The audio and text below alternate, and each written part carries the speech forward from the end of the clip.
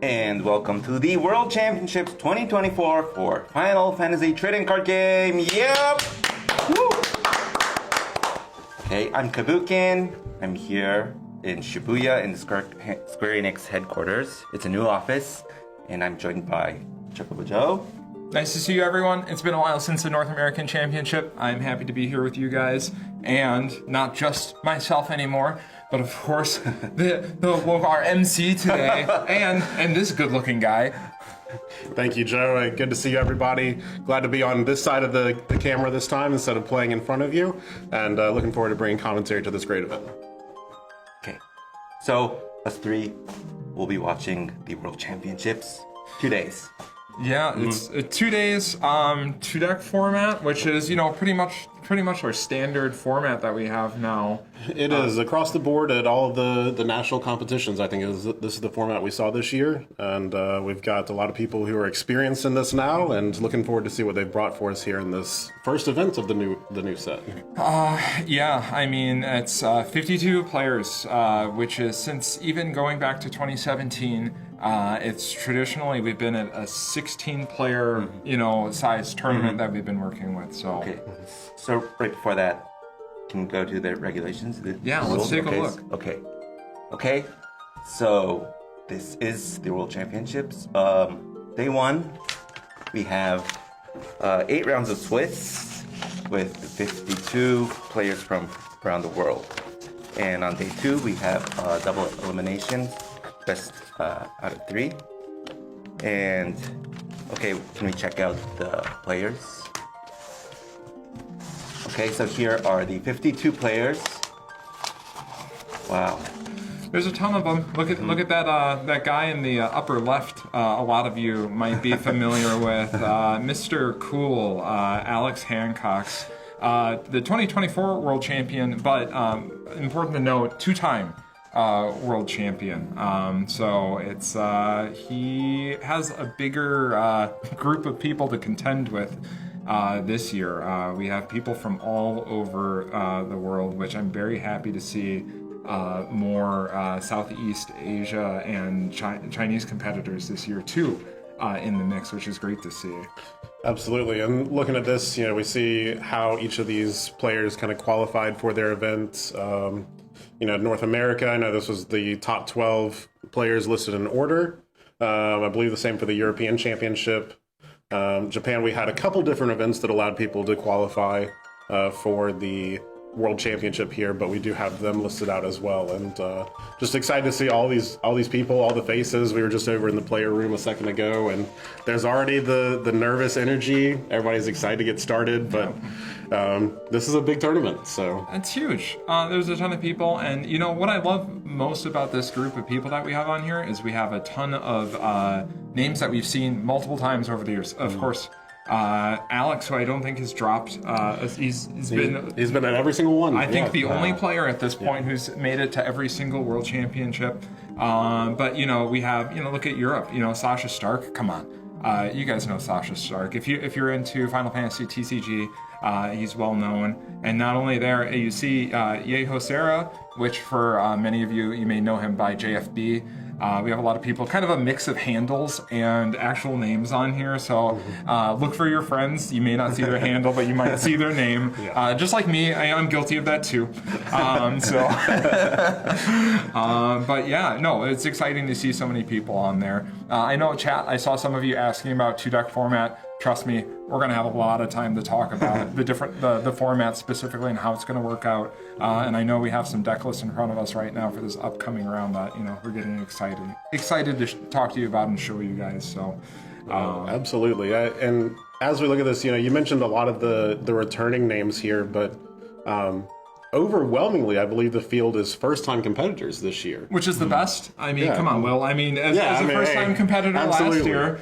Yeah, no, it's good to see new, fresh faces into the game too.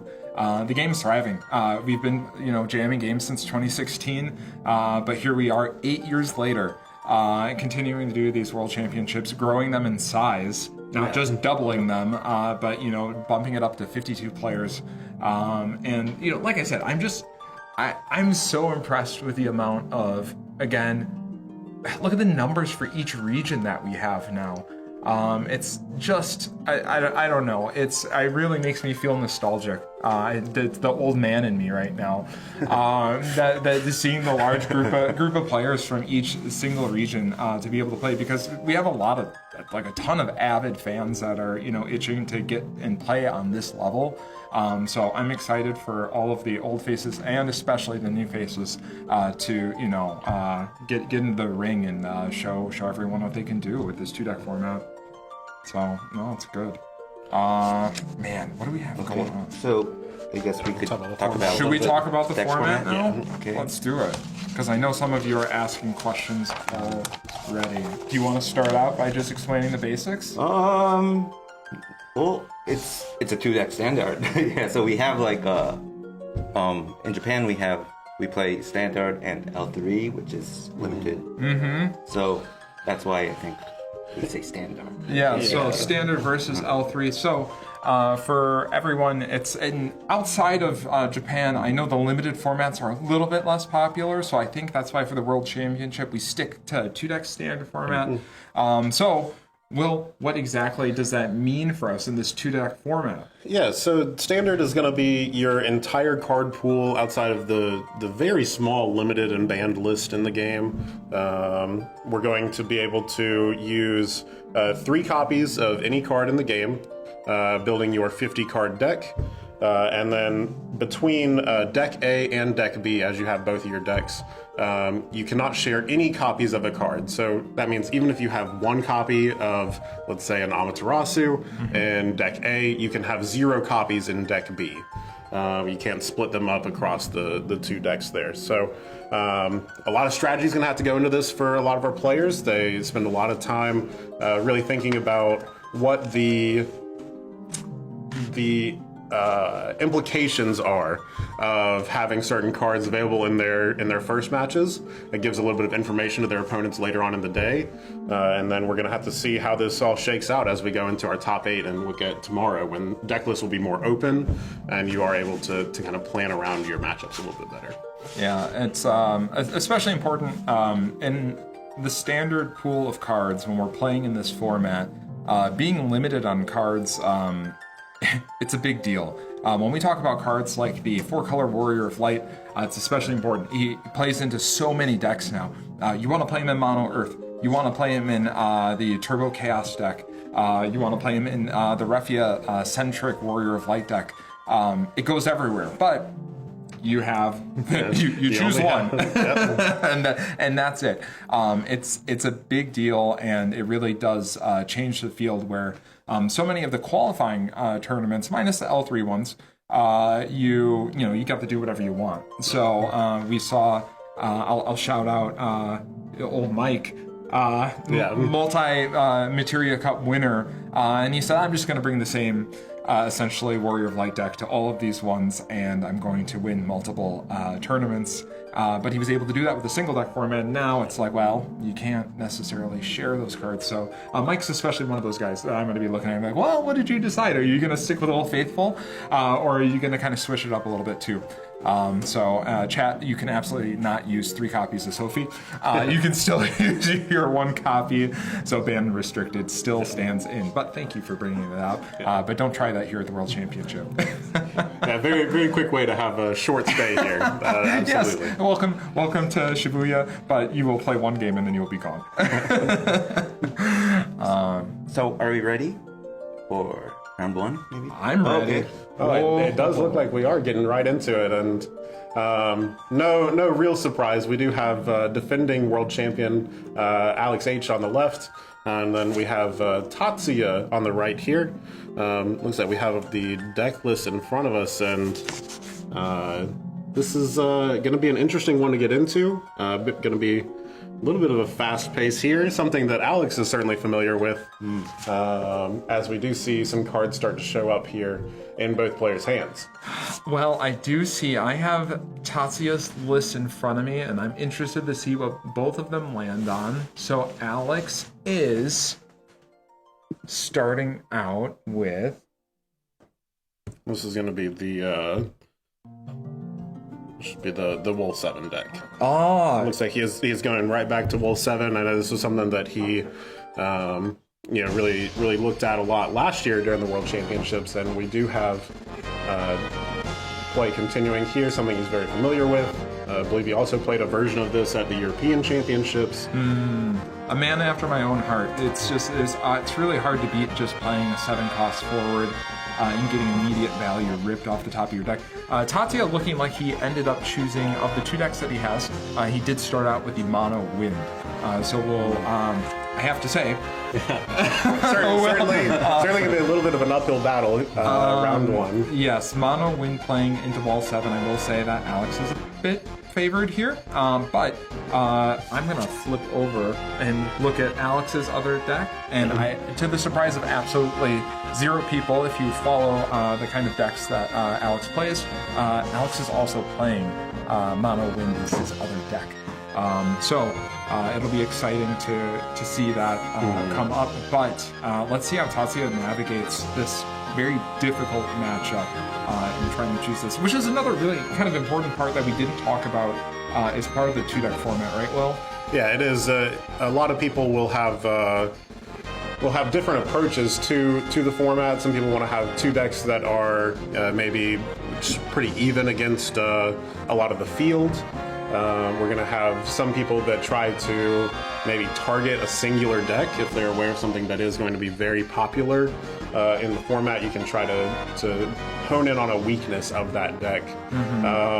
One of the issues, though, that we are in the new format here is that there haven't been a ton of competitive events yet so far. No, right? None. Yep. So this is fresh. And as we go through this process, you're really going to have to start feeling out what everybody did in their own siloed testing.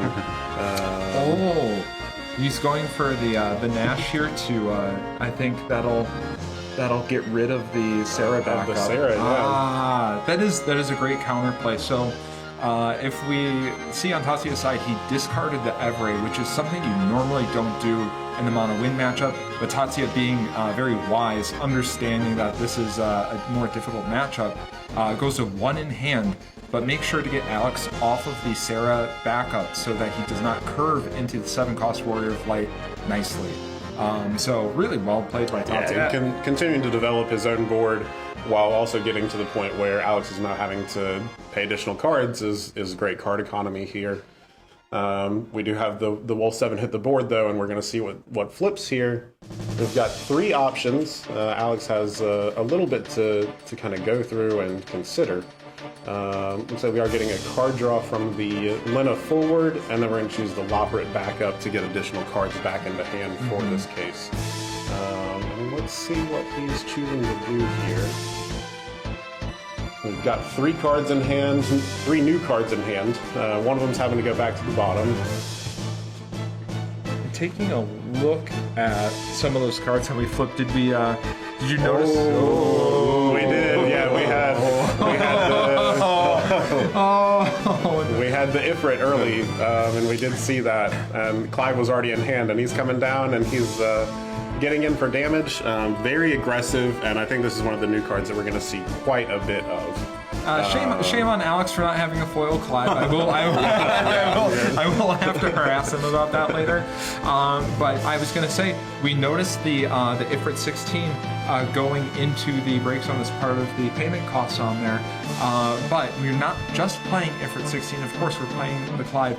And Clive, a perfect card when you're playing a more aggressive deck like Wall 7, because look, you go empty anyways. It plays into everything that you want to do. it has haste. It has draw 2 cards, just because after going empty. So you might not necessarily think that it fits in a deck like Wall 7, where we're so focused on playing so many 3-cost permanents, forwards, and backups to be able to put them out there.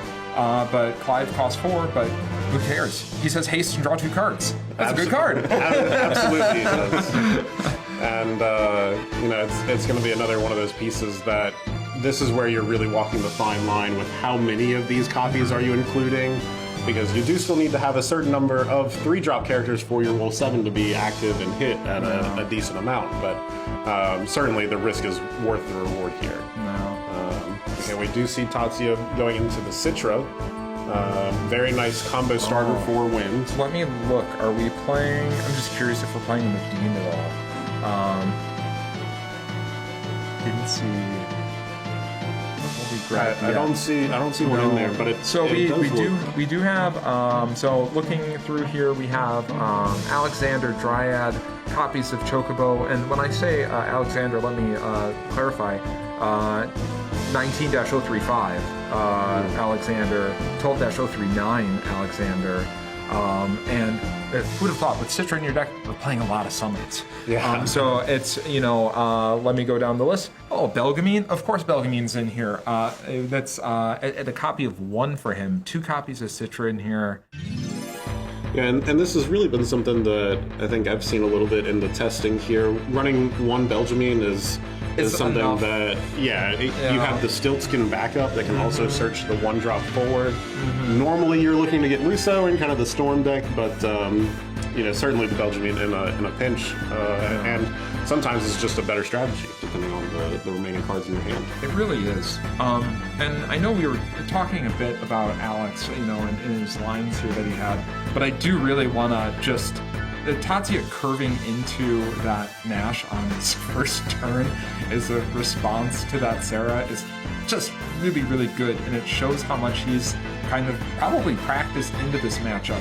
We talked very early on, we were both like, this matchup's kind of tough, but Tatsuya's, I'm very impressed right now. I'm not familiar with him as a player at all, but I can tell that there's a reason that he's here playing today too, so that's very good to see. Yeah, and it led into one of the more interesting opening lines as well, something that I saw in some of the early playtesting here this set, and none of these cards were new, so it's certainly something that was available last set. But going into 4 backups early, very difficult to do, but it does get your Fina online, which can be incredibly impactful in this match against the Wolf 7. If you are ever able to get to the point where you cancel that ability on entry, we certainly get a lot of value back on the win side, and you begin to get to the point where you're able to have that bend but don't break strategy. Yeah. That's a lot of what we're going to have to see from Wind in this matchup. They're going to have to take some damage early as they continue to get built up and ready for their big Storm turn. But once we do get to that point, it's going to be explosive. We'll have to watch out. Alex taking a look at his LB deck here, trying to suss out what he wants to go for this turn. He's still in a very good spot. I know Tatsuya was able to hold on to a card, I believe, in his hand, maybe 2. Alex with quite a few, thanks to Clive. Trying to figure out how to navigate this turn here. And it's one of those things where having the Clive out is great on that initial swing. But as you continue to look at the Clive in hand, he does put a little bit of a limiting pressure on yourself. Yeah. But no need to worry about it. We see the new mechanic coming in, priming into the Ifrit 16. Did pay that 2-fire CP. I think the delay there, right, was do we want to hold on to the Amaterasu or do we want to, so that's an important thought line. Yeah, and certainly as much as we talk about the impact that the Fina can have against the Warrior of Light, canceling that ability, if you're ever able to stop the Wind player during their Storm turn, certainly can be backbreaking for them. Yeah. And that looks like, is that the old G deleter coming down? It is, yeah. First new card that we've seen come into the backup line here. Very powerful. We've seen a lot of people try this here as a substitute for the ICP of the Scholar, I believe it was, generating the crystal. But we're also going to be able to see really how this starts to impact. I think later in the day we'll likely see some mono ice priming, and see how some of those decks and strategies start to come into play. So shout out to any of my Final Fantasy VII Reunion Crisis Core fans out there. Absolutely. Various forms of Genesis. This is one of them. One more menacing version of Genesis coming down here. But yeah, very. Oh, there we go.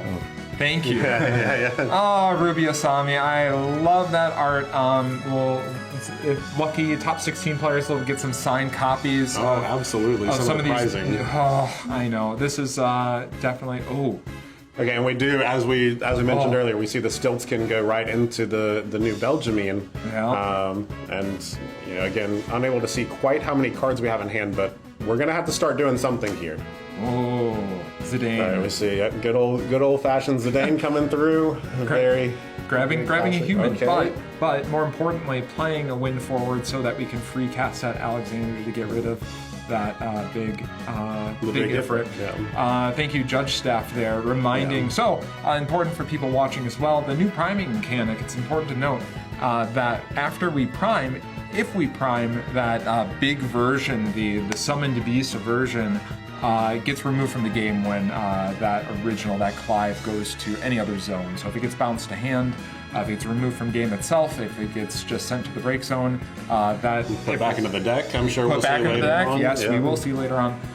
That Ifrit will always get, or whichever summon beast, depending on which icon dominant that we were working with, it's gonna go and it's gonna get removed from the game. So thank you, Judge Staff, for catching that. And Zidane, what a good card. Haste, steal cards out of your opponent's deck. Looks like it stole the human. Yeah. Our race is first appearance. Not too creative of a name, but thank you, human, for being out there. Human, yeah. So it's that we're not going to get that second text being too relevant to Tatsuya here, but maybe we'll play it just to get the 5th backup and draw a card. Not awful, honestly, but the pressure's on here. So we're sitting at 6 damage for Tatsuya. We did mention how much of an uphill battle this was going to be for Tatsuya going into this. This is not a favorite matchup. I still will give all the credit for navigating as well as you can. That first turn was just really, I can't stress enough how well that first turn was played by Tatsuya. But Alex, coming down with the Clive was just I mean, it was very, very tough. Yeah, really, the card economy there, the additional, damage pressure that's providing, the fact that it's another haste forward, and the Will 7 deck, which is a little bit light on haste itself. It's very efficient at getting the bodies out and being able to kind of function from there, but we do see the additional pressure that provided. We've got our opponent on damage 6. Really going to have to be a very impactful turn here. And certainly Tatsuya going to take his time to think about all the lines that he has available. And also, Tatsuya, thank you. Foil cards. Alex, I'm going... Please listen to this VOD later, Alex. I'm very upset with your Clive right now. But no, it's Rosa coming down. Key card for Mono Wind. Just does so much for the deck, and it is a key component. Here we have a cast counter coming down, and this is going to be a big turn. So viewers, check out what's happening here. Rosa effect for the reactivation of the backups for the 3rd cast. Here comes the human. Ooh. Yeah. We are going to cast it. We have to get the card draw. Mattering immensely. Getting that draw is a big deal. We're on our 4th cast here. And you see Tatsuya being very conscious. We have 2 separate cast counters here, keeping track of both summons and general casts on there. So I really, again, shout out to Tatsuya for being very clear and deliberate in the way that he's playing. Great for you viewers, too. Oh, wow. And he does go... We see the concession there. Yeah. Does go to bounce his own Rosa. Yeah. Alex choosing to amount the Rosa 5-cast trigger. Yeah, and Amat, a great response to that Rosa. As important as Rosa is, and with that built-in protection that Rosa has, Amaterasu is able to dodge it and, very quickly and swiftly end that.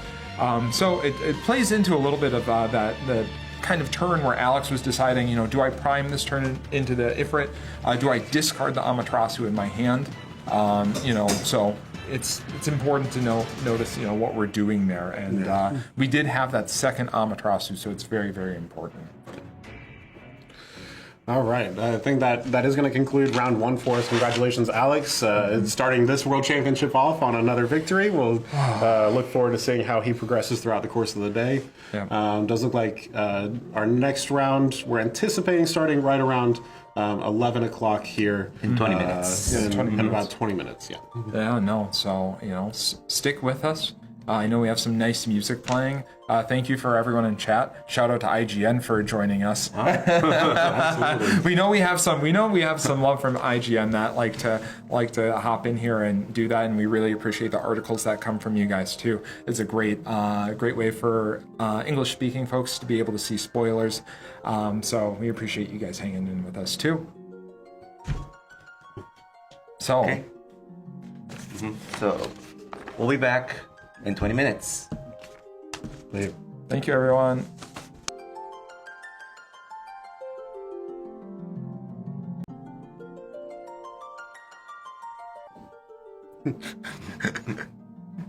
And we're back with the Final Fantasy Trading Card Game World Championships 2024. And we're on to round 2. Game 2. And let's see. Okay. Oh, here we go. On the left side we have Hunter Nance, And on the right side, we have Gary Kageri.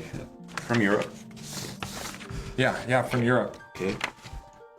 So we are still on our deck A portion here. So we have, what do we have Hunter on, Will?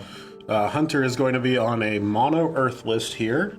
Looks pretty similar to what he played in the North American Championships.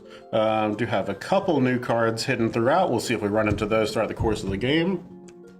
And then Kageri's gonna be on mono water, but not just normal mono water. He's really going out of his way to put in some new spicy stuff from the latest set.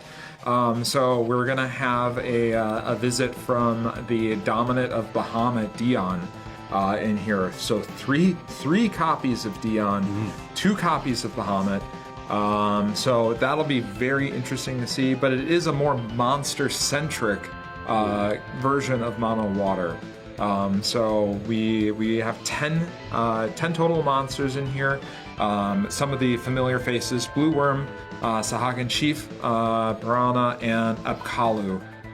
And of course, if we have monsters, we of course have Witch of the Fens in there as well. So we are already off to the races, starting off with Gordon on Kageri's side. So he's starting first. And we do see 2 pretty high value cards pitched for this early, showing that he's probably got quite a strong hand. Witch of the Fens and Ash are normally something that you're digging for the entire game. I hate to see those go. It's and more backups coming down too. Yeah, I think Hunter too probably surprised there. Hunter probably, I think, shaking his head. Hunter's a very, he wears his heart on his sleeve when he plays. He's very open with his emotions, so I like to see that. But Kageri going in here, and it looks like he's setting up pretty well. Well, and really having to dig to start the game here. Yeah. We had the initial backup, which does show part of the reason why we had to ditch the high value cards. Didn't really have anything else in hand. Yeah. Now going into the Luna Freya, we hit a Waka off of it, so we do get to activate that EX burst. This is going to give us a little bit of that tempo to get back in the game. Yeah. And now we get to actually play the Waka, continue to develop the curve. Yeah. Trying to salvage this. Luna Freya is just, it saves you so often. And Waka, you can't go wrong with that off the Luna Freya, because look, we get to curve out now. And again, I think Hunter being surprised seeing that Waka go, but I was able to peek at Kageri's hand a little bit, and I do see a Loporrit in there. So we're gonna have a great curve here. We're fixing our hand. Look at that. Okay. So maybe we were hurting on backups early, but that shows the resilience. It's just like, okay, our hand's maybe not as great as we want it to be, but the whole deck is built to make sure that we fix it and we are able to play cleanly on our turns. So really looking really good on Kageri's side. We do have Hunter going into a minor here. We get a nice backup back to our hand. Never miss. We're gonna have to be a little bit careful here, because Hunter does currently have 6 cards in hand. He's gonna have to play something maybe a little inefficient, but I think sometimes you're just happy to do so as you go through. Oh, yeah, we've got another minor to go right back in. Minor. No, we've seen. Wow. Okay, we've seen quite a few backups already, so hitting on that one continues Hunter. to be good. And I think I spotted another leatherworker in hand, so we're going to go to 5. Yeah, absolutely. Good job, Hunter. That was an insane turn. Yeah. So both players Kagari really having to work harder for it. And the miners, I don't know. Hunter just went to the mines straight with those guys. He found all the mithril that he needed. We have all the gas in the tank that we need. So Lunafray getting in for a point of damage, hitting the Neo X Death, which is kind of... That's going to be a big deal in this matchup, I think, especially with the amount of monsters that the water deck has. Sometimes being able to hold that Neo X Death for, the eventual clear of the board later on. Sometimes the water deck can just run out of gas before it can get there. Yeah, and I think Hunter's shaking his head a little bit. And seeing that Neo X Death is a singular copy in Hunter's deck. Realm on Kagari's side, and Blue Worm, of course. I'm going to guess Apkalu here, because that's our only... No, we have Piranha as well, but I think we're going to probably see the Apkalu coming off in addition to the Blue Worm. Essentially making our Realm cost 1, getting those draws off of there. And there's the Apkalu. Yeah, definitely going to keep that hand nice and full. You've got quite a few permanents out here. Part of this can sometimes come down to the race to who can cast the Limit Break Titus first. True. And we see Hunter go Leo into the Warrior of Light. He'd kept that Warrior of Light in hand the early portion of this game, and he's lined up here to go for it and see if he can start getting his opponent on the back foot first. Yeah, it's a common combo for maybe those of you who aren't too familiar with the Mono Earth deck. Leo enabling all of our Earth backups to be used for any element. So that Warrior of Light has the restriction on there that we need to use a CP of 4 specific elements to be able to play him. Leo makes that very simple. So Mono Earth deck, but we can pretty much use whatever elements we want thanks to Leo. Emmett Selch and Ingus, another incredibly powerful combo, and this is why we see so much Mono Earth coming down.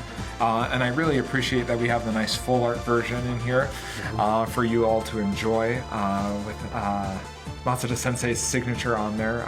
So he's coming down, and again, comboing with the Ingus. So Emmett Selch and Ingus, not just able to kind of search each other out, but that Emmett Selch being able to do the damage. So we see those forwards on Kagari's side go away with this combo of Warrior of Light and Emmett Selch both being able to do direct damage to forwards.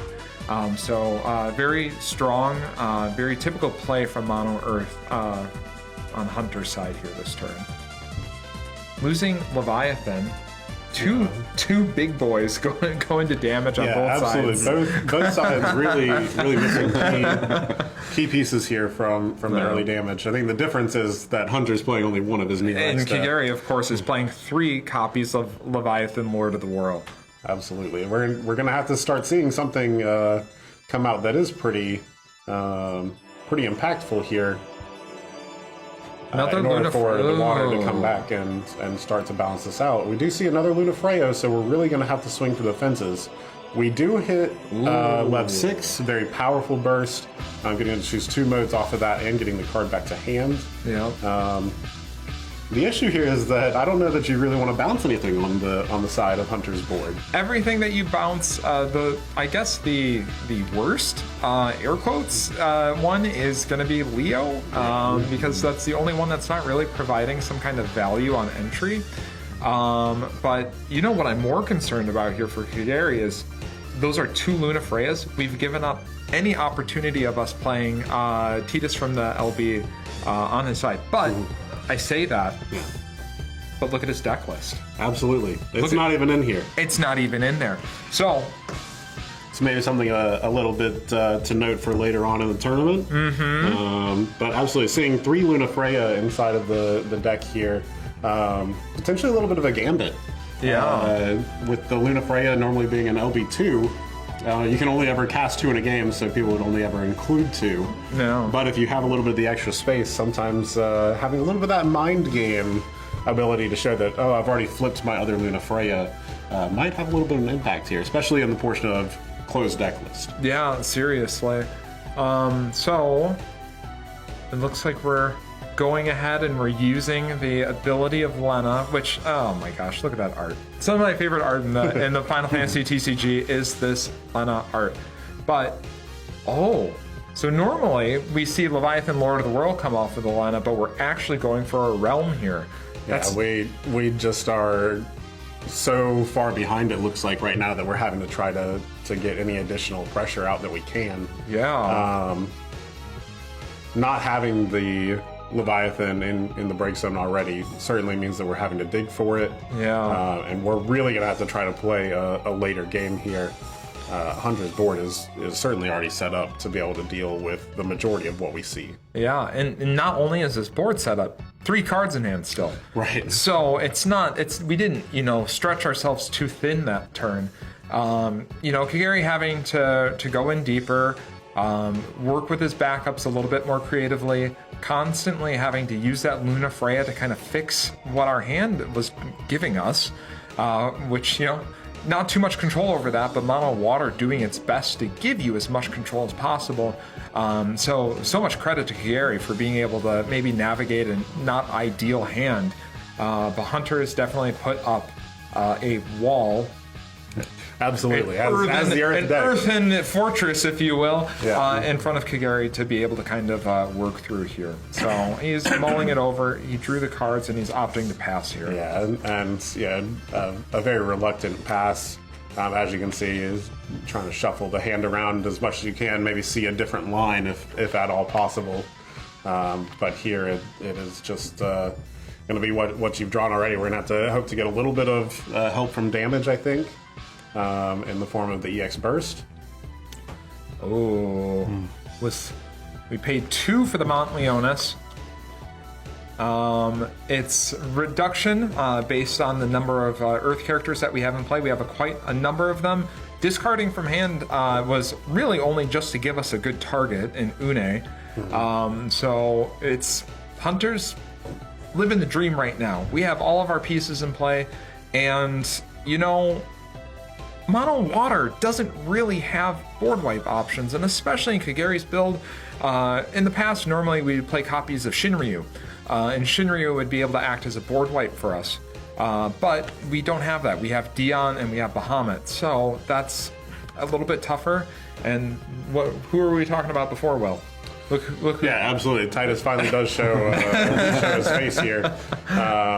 We did miss an Emmett Selt trigger that Kagari just did point out, so good to get that before he went too far on the game state. It is you do choose one, so it is a mandatory trigger. So very good on the players for catching that. You do not get it. You don't have the option to not do that. You must choose to do that damage. So both players being required to know that. And this has really just been a brutal kind of turn for the Mono Water player. We've had 2 backups taken away, 2 forwards dealt with, 3 forwards dealt with very efficiently, and now we're turning sideways in for some damage here with the Warrior of Light and 3 additional forwards still remaining standing. Yeah, so with 1 backup on board and looking at Kagari's deck list, even the heavy hitters in this deck coming down they're not great options here. He would definitely have to pull a rabbit out of a hat to get out of the situation. Which of the Fens would be able to kind of, maybe pop a couple? Certainly start getting a little bit of the board back under control, but already being at 5 damage, we're in certainly a little bit of a grim spot. Yeah. Even if we look at the new Dion and the Bahamut combo as we prime into that, it's going to be able to deal with another 2 forwards, get you a little bit of a card back from the Dion Prime. Mm-hmm. But even as we have to consider that, we're going to be missing quite a bit. Yeah. So we are. I'm glad that we're going to be able to see this game. We talked about it before. Absolutely. We like the new cards, and if we're going to kind of try and work our way out of the situation, being able to delete 2 forwards is a good start. Still tougher. And it is a good start, and something to keep in mind here, the Zeta Flare from the Bahamut special, if we did have a hand gunked up with light cards, does allow us to start just kind of ditching a card to remove one of our opponent's forwards. Maybe not quite as bad, and then being a 10k body itself gives us a little bit of room here. Sure. Problem is, it's going to take so many resources for us to start to get back into the game, and Hunter is still built up on his side. He's got all 5 backups to work with. Yeah. Kagari drawing there from the effect of Dion of priming into Bahamut. So those effects go on the stack at the same time, so you can kind of choose which you'd like to do first. You do have to choose your targets first before you see the draw, regardless of how you stack it.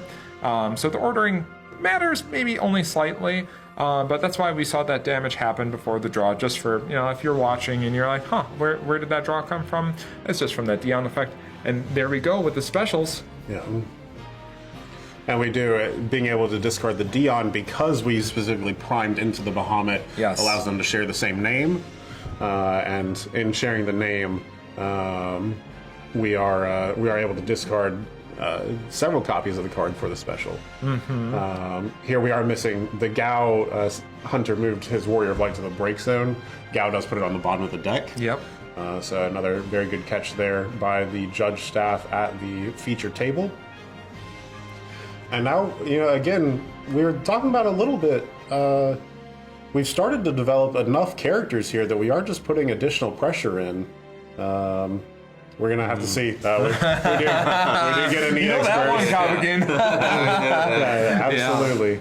The EX burst is quite powerful. Gets Hunter back the Warrior of Light that was just sent to the bottom of the deck. We're gonna cash in some damage on the blue worms that we had built up throughout the course of the game. Yeah. And it makes you makes me wonder. I mean, is this one of those turns where we're worried about damage breakers? This certainly seems like it to me. Already from the scoop here. Just get a couple of those additional points in. Yeah, it does matter. For those of you watching, breakers and tiebreakers in this game, it does matter how much damage you deal and then how much damage is dealt to you. So Kagari being very mindful of that and maybe seeing that the game isn't going in his favor, but still making sure to get those extra points of damage. And so well played on his part for that too, and navigating kind of a difficult hand there. So really well played. I believe in looking at this tournament from before, 52 players, we're cutting to a top 8. Should be a clean 6-2 kind of break there, but of course during a tournament anything can happen, so there is always going to be that additional consideration. Absolutely. And get every ounce of advantage out that you can. Seriously. So it looks like we have our next scheduled time is at 11:50. Yep. In 20 minutes. Okay, so in about 20 minutes we'll be back with you guys. So stick with us, enjoy the music. I think there's some nice music playing in the background, but we'll be back with more Final Fantasy TCG action for you guys. Yep. See you guys in 20 minutes.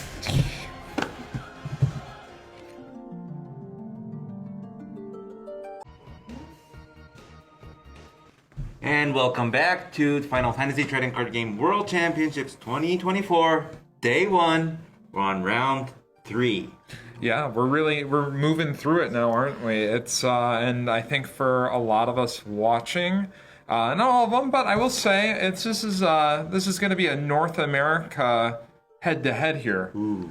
Yeah, so Sergio Bravo and Kyle Peters coming back up, and we're ready to see what both of them have to show us today. Yeah, for those of you who don't know who Kyle Peters is, that's KP. KP. KP. The notorious, great player, both great players. I had a great time watching Sergio, at the North American Championship and going through one of his games there. TCG Tacos, I see you there. Yeah, we had some good ones. And we have number one Will Cognazzo fan in chat. Yeah, I don't know who it is. We'll see. But here we go. Let's get right over into the game. And as we look at the list, we think this one's going to be pretty highly dependent on how these players are going to start out and how comfortable they are, because it looks like we've got a little bit of a mirror match. Yeah, we do. This is going to be a Warrior of Light, but not just any Warrior of Light. the one that does the cool stuff. It's we saw it from Alex before. We're gonna see some Sarah FFLs coming down and looking for that 7-cost Warrior of Light, and for Alex, they were looking for the 7. Here, we're looking for all of the Tribe Warrior of Light. Oh, excuse me. I got my wires crossed. Forgive me. So we are looking for, yes, the tribal. So I see the Rephias here. So this is going to be a Rephia-centric Warrior of Light deck, not the 7-cost Warrior of Light deck. And it looks like we're getting started. KP rolling 8. Looks like he's probably... Oh, no, Sergio. By the 9. Sergio beating the odds, and it looks like he is going to be deciding, likely on the play. So, yes, it is... I do note a couple differences here, too. While these are both going to be playing a lot of the Warrior of Light cards in the game, it looks like we're going to have a Bart's focus coming out from Sergio, whereas KP is playing a little bit more of the maybe high-powered cards that you can find in a lot of the different elements in the game.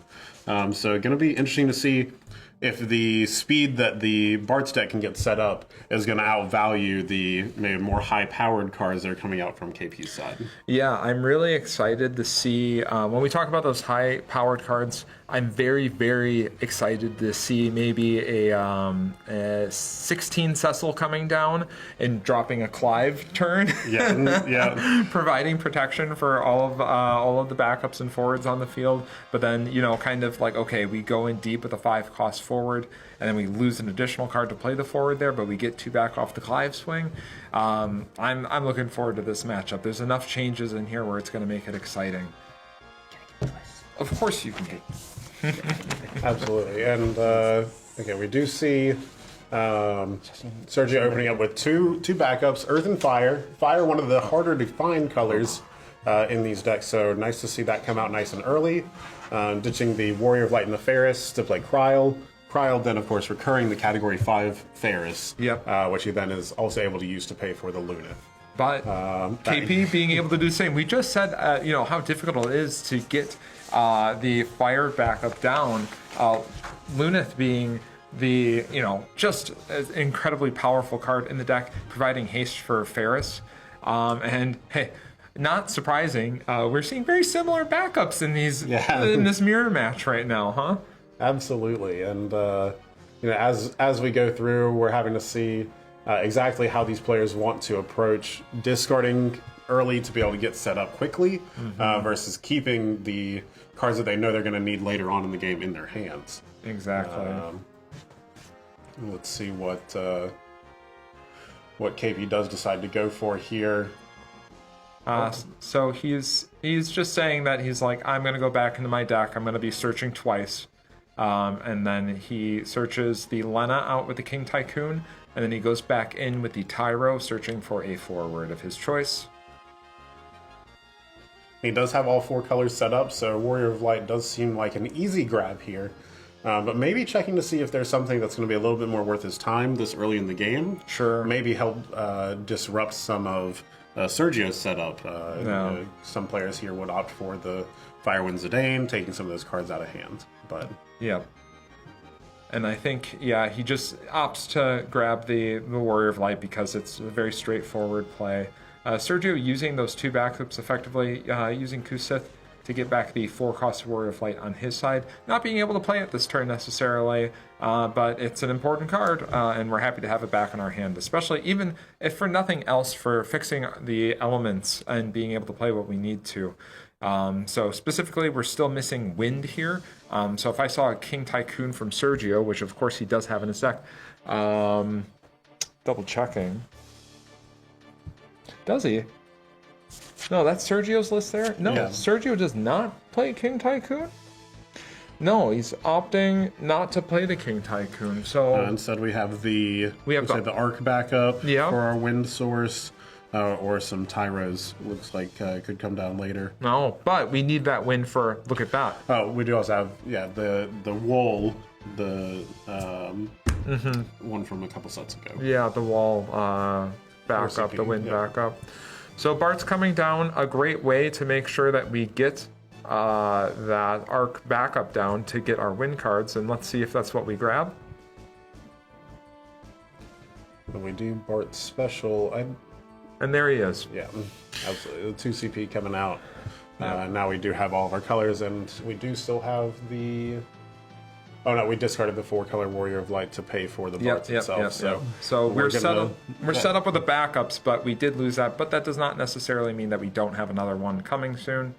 Man, that Bart's being a 5,000 power, kind of a juicy target. It is a little bit, but you know, there are certainly enough Warrior Lights in inside Sergio's break zone for him to be able to have that protection come through. That's right. So Zidane coming down, powerhouse card in this mirror match. I would say probably the most important card that you can see in this mirror match specifically. But we are going to use that Cuchulainn. So there's that wall. There's the 4-color wool. Yeah, KP having to read this one a little bit. Yeah, certainly a card that did see some play last set, but not always popular in these lists. Yeah, but sometimes it's just good enough just to be a job Warrior of Light. Absolutely. You know, choosing one for it of cost 6 or more to break it. Une is a card. Mono Earth in general has a ton of targets for that. And then revealing the top 5 and looking for a win card. Also not bad when you're looking for additional copies of Bart's. Absolutely. Zidane, all Warrior of of those Light. win cards certainly giving you the option to be able to search for that, have the additional card economy, and then continue to get set up. Mm-hmm. Here we see an interesting approach from KP. He is trying to... he's declared an attack with his Warrior of Light. He's attempting to Cuchulainn the Barts to remove that passive ability that he has to protect himself from the break zone. Sergio does decide to let it resolve, and then KP does finish off the Barts with the tap ability. Just kind of playing around that there, making sure that he does clear that off the board, and making Sergio really have to draw his cards instead of having to get additional searches for free. And Warrior of Light going to the damage is a beating, I have to say. That is not something that you want to see there, especially right after we set up our backups to be able to cleanly play the Warrior of Light, knowing that we had to discard that other one for the wind crystal points earlier, meaning that we only have one left in our deck, or potentially our hand. I would think that it would have already have been played if we had it in our hand. So not something that Sergio wanted to see come off the top of the deck there at all. And we still have to find a good, clean way to deal with the Zidane. Otherwise, Zidane will take over the game. Did we get it? He is tapping 4, but I don't think I see it in his hand here. I think we're certainly gonna have to try to do something else to get some sort of gas to answer the board here. Yeah, it's still impressive. Both players able to set up those elements so quickly. It really shows the power of these Warrior of Light decks. And I should specifically say the 4-cost Warrior of Light, the Warrior of Light kind of tribal deck, job-centric Warrior of Light deck. They're able to do this very cleanly. Bart's helping with that. Oh. And there's a popular new limit break card. I'll give you $5 if you can say the name correct the first time. Vajrahadra Wu? I'll take it. That's enough. That's enough. Okay, so more importantly, again, Crisis Core fans, you're familiar with this. This is a beast that Zach had to contend with in Wutai, so you'll forgive my pronunciation with a little bit of lore and background and game knowledge, so I hope you'll forgive me a little bit for that one. So I love all the Crisis Core cards that we saw in this most recent set. As a big 16 fan, as a big 7 fan, I'm happy to see them all come down. So even if I can't necessarily pronounce their names as cleanly as I would like to. So a very strong card, acting as different forms of removal. It's a very, very strong addition to LB decks. Absolutely, and if you're going to be playing these colors, which the vast majority of the people here today are in some form of wind and earth combination, This is a great removal spell for you, whether helping you reach some targets that maybe necessarily couldn't before with the fight effect that it has, or being able to break the damage forward. Really, really good additions on both sides. Yeah. Miss Dragon, we know it, we love it. It's a key card, a staple card that we love to see. Being able to remove the opponent's break zone from the game, especially in this mirror match. Yeah. I can't say how big of a deal that is. It is huge. But not only that, we know that we're both sides of the table are dancing around Amaterasu's, and they're dancing around recursion in the form of Kusith. So it's very important that they be able to time those cards appropriately. Make sure that they're leaving the correct backups up, especially when we're fighting for so many elements. And demanding it. And I see that Cecil in KP's hand, and I want nothing more than to see it come down. Absolutely. He's having to think about whether he wants that or he wants to leave the Amaterasu in hand up. Yeah. And just another really important piece of information that we saw from Sergio there. There were 2 Amaterasus in that Bart's flip that he just had. Look at that arc flip. This is quite powerful. We've got several options to go through here. All of these are going to be impactful cards. I think the Zidane certainly is going to allow him to at least see that KP has quite a few things ready to go for him. Yeah. With the Amaterasu on his own side. Well, if we were wondering about holding that Amaterasu up, maybe we're not wondering anymore. Right, exactly. I think that made the choice that much easier. But how about that as an answer? Rather than wasting the Amaterasu, why not just take it directly out? But we have the choice. The Refia is more important here than the Zidane. And do we still have a fire card in hand to fire off? I don't see one. I see an arc, and I see the Cecil. Okay, which he is deciding now to pitch. Yeah. He is looking to go handless here. Well, with that Refia, we are going to get back a target of our choosing. Yeah, let's see. Cecil does play in the Cryl here. It's going to allow you to get back the summon, absolutely. Yeah. Or potentially a Category 5 character. Again, let's see. We do select the Amaterasu right on top. Yeah. We know that the Zidane's coming down, likely to take it, but at the same time, we developed a 5th backup, an additional forward that's going to make all of our future turns even more impossible for Sergio to deal with at this stage. Yeah. Double checking the remove from game pile there. Yeah, and now we have that other Warrior of Light that Sergio had to discard earlier inside of there with one removed from the game and one in damage. We really are searching for that final one to try to start to get back to an even board state. Yeah. And I would, just as a reminder, that is the remove from game pile. We did see that Miss Dragon. We saw the Zidanes coming down. KP really making sure that anything that is going away into this public zone is not something that we're recurring. It is, there is just enough recursion going on in this deck that it's just like you feel like you get rid of one threat and there's just another threat that you have to deal with, and it's the same one over and over again. And eliminating the Refius and eliminating the Warrior of Lights is incredibly important, and KP's doing a very good job with that right now. Refia, thank you. I love having the card on the screen there. Again, you get to enjoy the wonderful full art version of that Refia on there. There's also a set of sleeves exclusive to Japan. I'm not salty about that at all. Let me say that. But great art on the Refia there. And again, a key component of these Warrior of Light job centric deck. Sergio it's just so much value for you to really begin to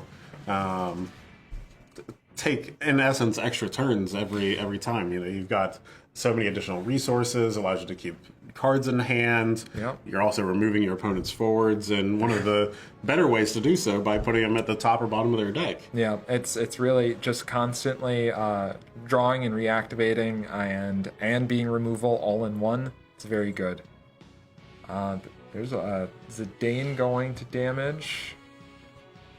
removing that Amaterasu. And I think KP put Sergio in a position where he said play the Zidane. You have to play the Zidane. Sergio happy to do it, but really hurting on options. You see that coup sitting in his hand, hurting for things to do at this point. Do you have a Tyro? See if it comes down here. Yeah, the thing with playing the Tyro is that we're just still having to give up exactly what we search here. Yeah. With KP having his own Zidane coming back on the other side. Anything we search here, you just want to find almost like a bait, right? I mean, you can't grab your Warrior of Light. No, certainly not your last one here. No. no, that's it then. He does have one other card in hand. We might be able to see him cast. I didn't catch what he showed either. Yeah, it was a little quick there. He does have a Mist Dragon, it looks like, as the other card in hand. So potentially just waiting for the Zidane to swing and then Mist Dragoning in response there. Yeah. Is that a Refia on? It does look like it is one Refia ready to go on KP's side there.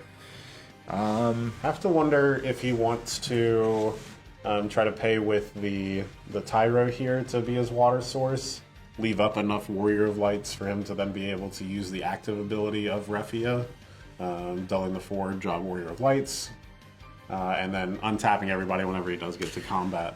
Yeah, I think that's what I would like to see here, but KP double checking his LB to see if he has a better line. He sees the Zac, maybe comboing the Zac with the Warrior of Light to get the damage on there rather than having to put cards back on the top or bottom.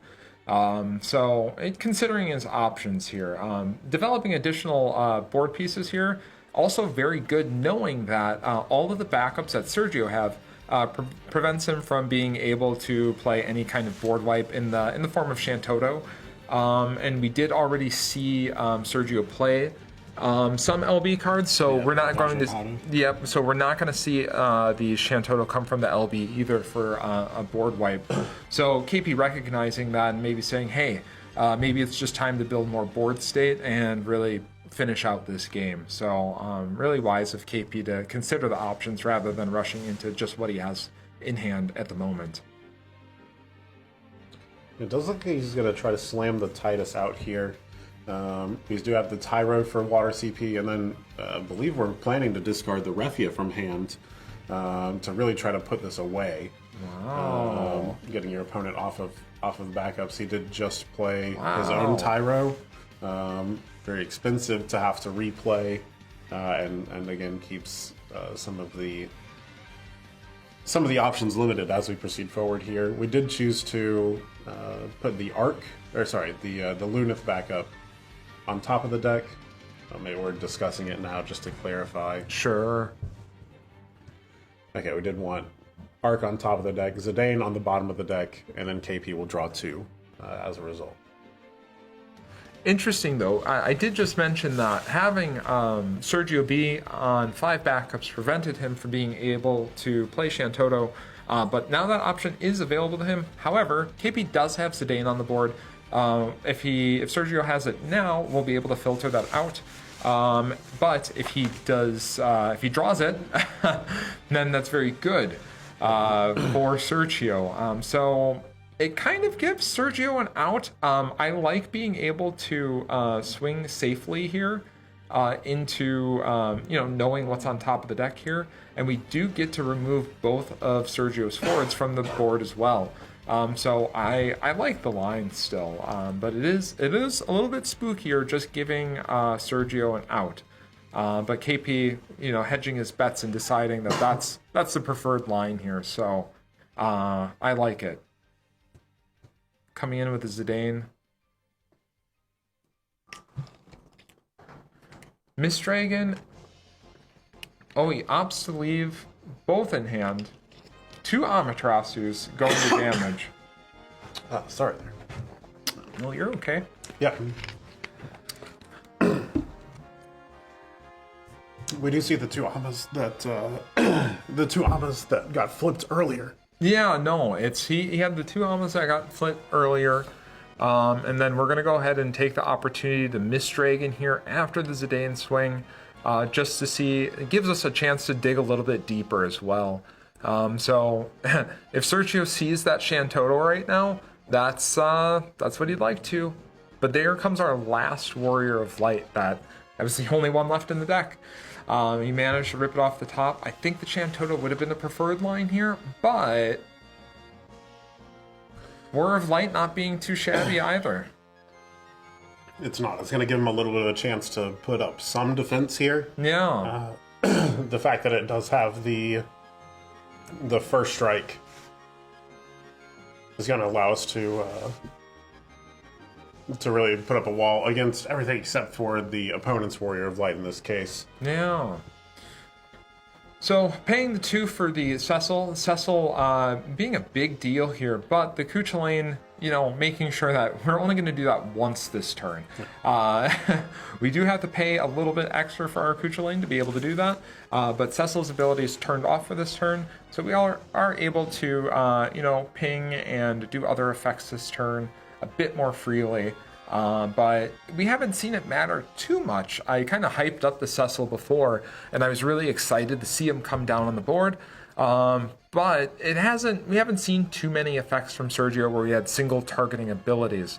But this turn, I imagine, if we had that Cuchulainn, we were looking for something. So Sergio going back into the LB, seeing what he has. Wouldn't be surprised if we saw Leo here just to dig, just to see something. Well, it's really interesting to see that the Cuchulainn got used here if we didn't have kind of a clear plan in mind. Looks like we're paying 6. Here comes Noctis. We're getting a Noctis, but we have no cards in hand. We are handless. So, I think in this case I maybe like holding up the Cuchulainn through to our own turn. Maybe we get KP to be a little bit overzealous and swing his own Warrior of Light. Oh. Able to kind of trade back that way. Yeah, KP just picked up an Une here. I think this might be the final turn of the game. Yeah, this certainly should wrap it up for us. Barring any bursts that we see off the top from Sergio, it looks like he has it wrapped up. So we'll see what happens. Sergio down to 3 backups. The combination of Titus and Une being able to attack the backups in a deck that so needs those backups, is so dependent on those. It's a very big deal. But KP closes out the game on that turn. Good job to both players there. The mirror match here, difficult to navigate. KP being able to stick that Zidane for a good portion of that game. Sergio losing access to the 4-cost Warrior of Light for pretty much the entirety of the game. So it's Sergio had to really kind of battle around a pretty tough spot there, and I think he did a really good job with what the hand that he was dealt. But KP showing again the power of that's Zidane. It's just so important in that matchup. And we saw exactly KP draw all of the backups that he needed in order. Yeah. Which is is pretty fortunate because the power of the Bart's deck and being able to set up those draws as you need them. Yeah. Got outshined a little bit here whenever you do just hit naturally sometimes. Yeah, it's. I think they both did. I was impressed. Again, it's the power of the deck. The reason that this deck is being played today is because of its ability to do that. Sergio showed why Bart's is such an important card. Being able to use that time magic and being able to fix our backups that way provides some consistency to the deck. But even without that, KP showed us. It's still just that strong, even without having to search out specific cards. So I'm glad that we saw this mirror match at least once this weekend. It wouldn't surprise me if we saw it again, even today, still more. But both great players, and I'm glad that we got to see them on stream and for you to enjoy the matchup. So it was a good one. Yeah. No, absolutely. So, how do you think I did on the pronunciation of that name? Vajra Radharu. Okay. How does that compare to the Japanese? I'm not so sure. I won't hold it against you. It's not Japanese. It's like it's not at all. Yeah. But yeah, phonetically though, is it close? Do you know? I won't hold it against you if you don't. I'm not so sure. Okay, I won't put you on the spot. Sorry for putting you on the spot there. But no, it's what else did we have in the LB2? So was this KP's? This one was Sergio's. That was Sergio's? Okay, so Sergio opted for the Noctis. And then we did have Titus in both. Are you Team Titus on the terms of pronunciation? I'm Titus. You're okay. I'm a Team Titus. I was a Titus, but I think Titus is more correct, right? I won't hold it against you either. That's you fine. You guys can judge him. I'm not going to judge him today. That's on him. It's Tida in Japanese. Tida. Tida. Yeah. Okay. All right. Okay, so we're all wrong. We're all wrong. In Japanese. Yeah. Yeah, it is interesting. This isn't something that we got to see, but Sergio having the new Warrior of Light Limit Break card in his deck in combination with the Barts and a couple of the other named cards here really is something that a lot of people were very excited whenever the spoilers were coming out for the set. Pity we didn't get to see it here just because of the setup and the kind of denial that did happen. But very interested to see if we get to see that later on this week, or this weekend. And we'll have to pay attention whenever we do, see if it really was worth all the hype that it was getting as the season began. Yeah, no, both great players. I love the mirror matches, and just kind of going through the subtle changes between the deck lists. It really shows that at this high level of play, it's important to be able to all the testing that goes into it. And it's not just the players, it's the other players that, the World's Players surrounds themselves with. It's really a team effort. And I think as time has gone on over the years, you see more and more the collaboration of the players. They go back to their home states or their regions. They test together, they play together, and they make these decisions together.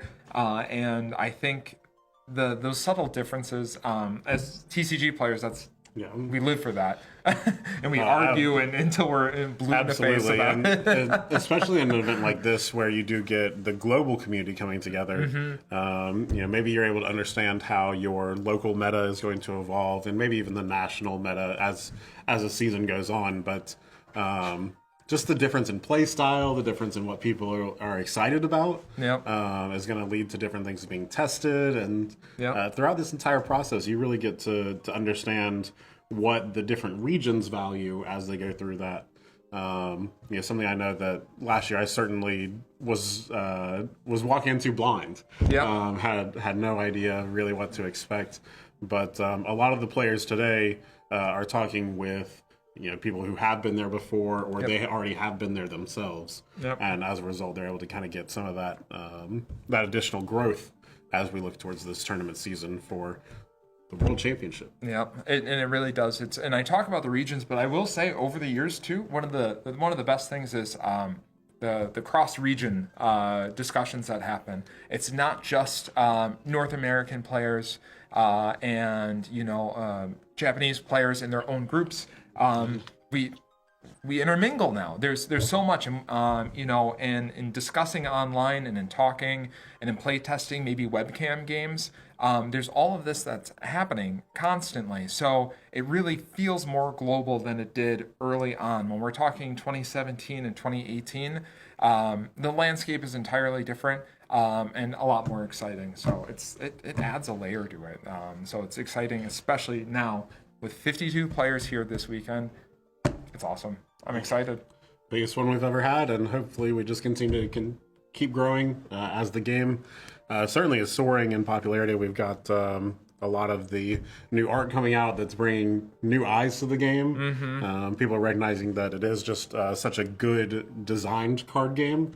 And then once you get in, you play a little bit, you are playing with some of your favorite characters from the games you played growing up, or you're just getting in and starting to play a card game that you enjoy with some of your friends around the nation. Really just taking off. Yeah. So that was the conclusion of our game for round 3. I think we're still going on right now. No, we have a short break. 15 minutes. Okay. Okay. So we'll be back in 15 minutes for round 4. Thanks, so much. guys.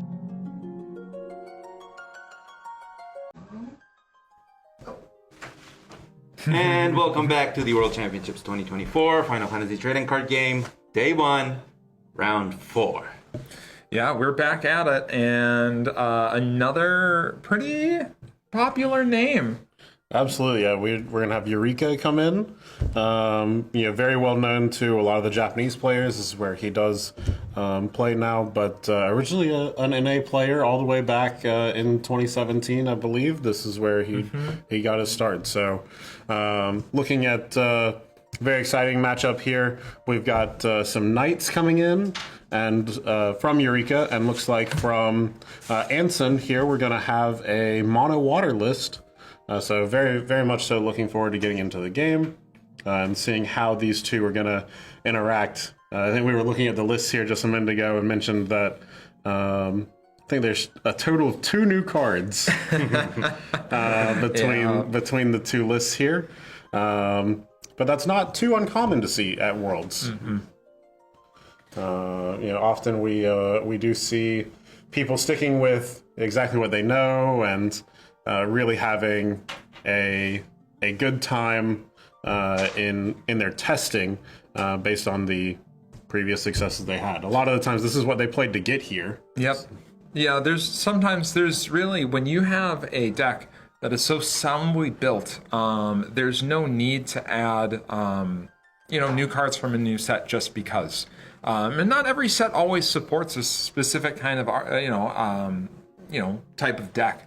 There's not always going to be a Warrior of... Well, Warrior of Light's a different example. Maybe there's not always going to be a Warrior of Light, the 7-cost Warrior of Light card that you want to put into your previous one. Maybe for your mono water deck, there's not always going to be a card or in a deck, especially like Knights, which is really got a solid strategy. We don't just want to put in a card just because it's a new card that says that it has Job Knight on there. So we want to be very deliberate with making those decisions and adding the cards that are only needed when we're playing at this highest level of play at the World Championship. So we're getting set up here. Shout out to Anson for those beautiful Cloudy Wolf sleeves. Those are some of my favorite ones. Harder to get. Those are from the Chapter series, if I'm not mistaken. I do believe so. Yeah. I have not seen them myself, and I wasn't around for Chapters. Yep, so. Those are Chapters specific, Final Fantasy VII Advent Children sleeves that you could only get way back when. We have them in black for the Opus series that we have currently. So shout out to Anson for pulling out the swag today. So I really appreciate that. Looks like we did have Eureka open a very playable opening hand here. You've got a Corilla and you've got a water backup. That's it's pretty much what you're looking for. We are going to see him go ahead and play a Garland to get that Corilla back. Didn't have any other water card, and sometimes you just have to make do with what you've got. But certainly already putting out a threatening presence, and your opponent knows you have that Krill in hand, ready to come down next turn. Yeah, it's a winning combo, and I mean, what does water have to do about it? I mean, not a whole lot. Yeah, you're really gonna play a couple backups here. You recognize that you're gonna have to see whatever the flip is. Did we start with a blue worm before we started with a backup? It does look like it, and I believe this was after a mulligan. Okay. Oh, yay, Grosh though. Oh man, that's going to be very, very, very strong. We know with Knights, it's so important for us to be able to dull and freeze our opponent's characters with Laswell. Yay Grosh being able to say, no, you're just going to dull and freeze the Yay Grosh over and over again. That's an incredibly powerful card to see. And how many? Usually we just see a single copy of that in Water list, and of course that is the single copy in Anson's list. Very great pickup for Anson there. And of course there's the Laswell. Yeah, we do see the Laswell come down just in time for the water player, absolutely. Yeah. It is going to allow the Garland to trigger the discard from Laswell. He attacked earlier this turn. So again, keeping the backup frozen, reducing our opponent's resources. The the Knight player certainly is in a good condition here. This is what you want to see from the start. Yeah, it's of course we have burst to worry about. If we're Eureka, we're conscious of the burst coming from Anson's side, but Anson working through this turn now, being down one card and having the one backup down, which is a very strong backup for the matchup. We are still behind a foot because we are looking at 4 forwards on our opponent's side of the field. Searching for any water forward out of his deck. Yeah, and we're trying to see what we could possibly be looking at to get here. I think it would have to be maybe a realm to start getting some monsters out, start generating some of the value with the other cards we see in the list here, potentially leading into something like a Marlborough or maybe even a Kadav coming out. We do see him grab the realm. Yep, and this is, I should mention, with this build that Anson has, it's a combo monster and summon deck, so we're very forward light. I think if I'm counting here, we're looking at 11 total forwards in this deck. So all of those other slots that we would normally dedicate about 24 slots for forwards in your typical standard build of a deck. Anson's had to cut that down to 11 forwards total to be able to fit in both a summon package and a monster package. So it's tough here, but those bursts are going to help. The bursts do help a little bit here. We see the Ash come out, which actually he chooses not to use. It's not going to eliminate any of our opposing forwards, and Eureka does have the Linen play to draw off of it. Yeah. Thornton, however, one that we're not going to pass up. I think we are going to go ahead and say, okay, to that one, you can draw your card, and I'll search for the best card in my deck. Exactly. As a trade-off. And we do have Anson's build having a single copy of the Leviathan Lord of the Whirl in there. It's very advantageous for him to have been able to discard that on his first turn to set up that play for Lena to be able to recur the Leviathan. So we still need to build enough water cards in our break zone to be able to use the Lena effect. But Anson definitely trying to follow his normal game plan with the water build to be able to do that. But we have to weather this beating. And what helps us weather the beating? You know that one too. Absolutely. Anson really holding on here and showing us why water can kind of stick with it.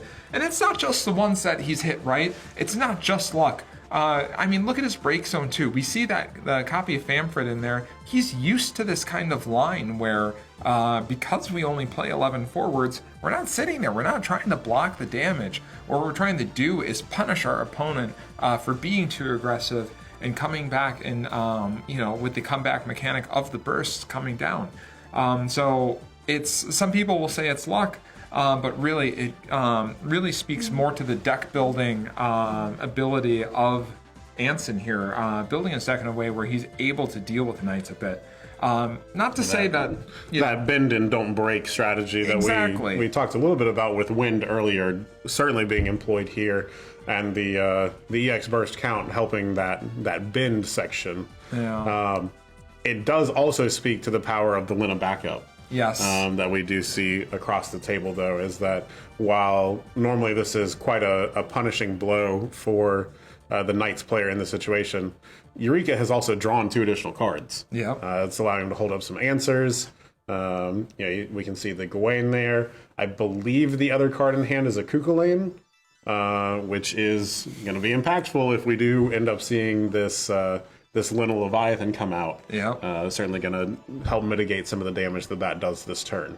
Yeah, and Gawain just being, we want to set up for this Ramza turn, especially when we already have Anson at 4 damage. We can get in with a couple more, and then that makes Ramza coming down such a big deal. Yeah. Being able to deal direct damage is not a very common ability in the Final Fantasy trading card game.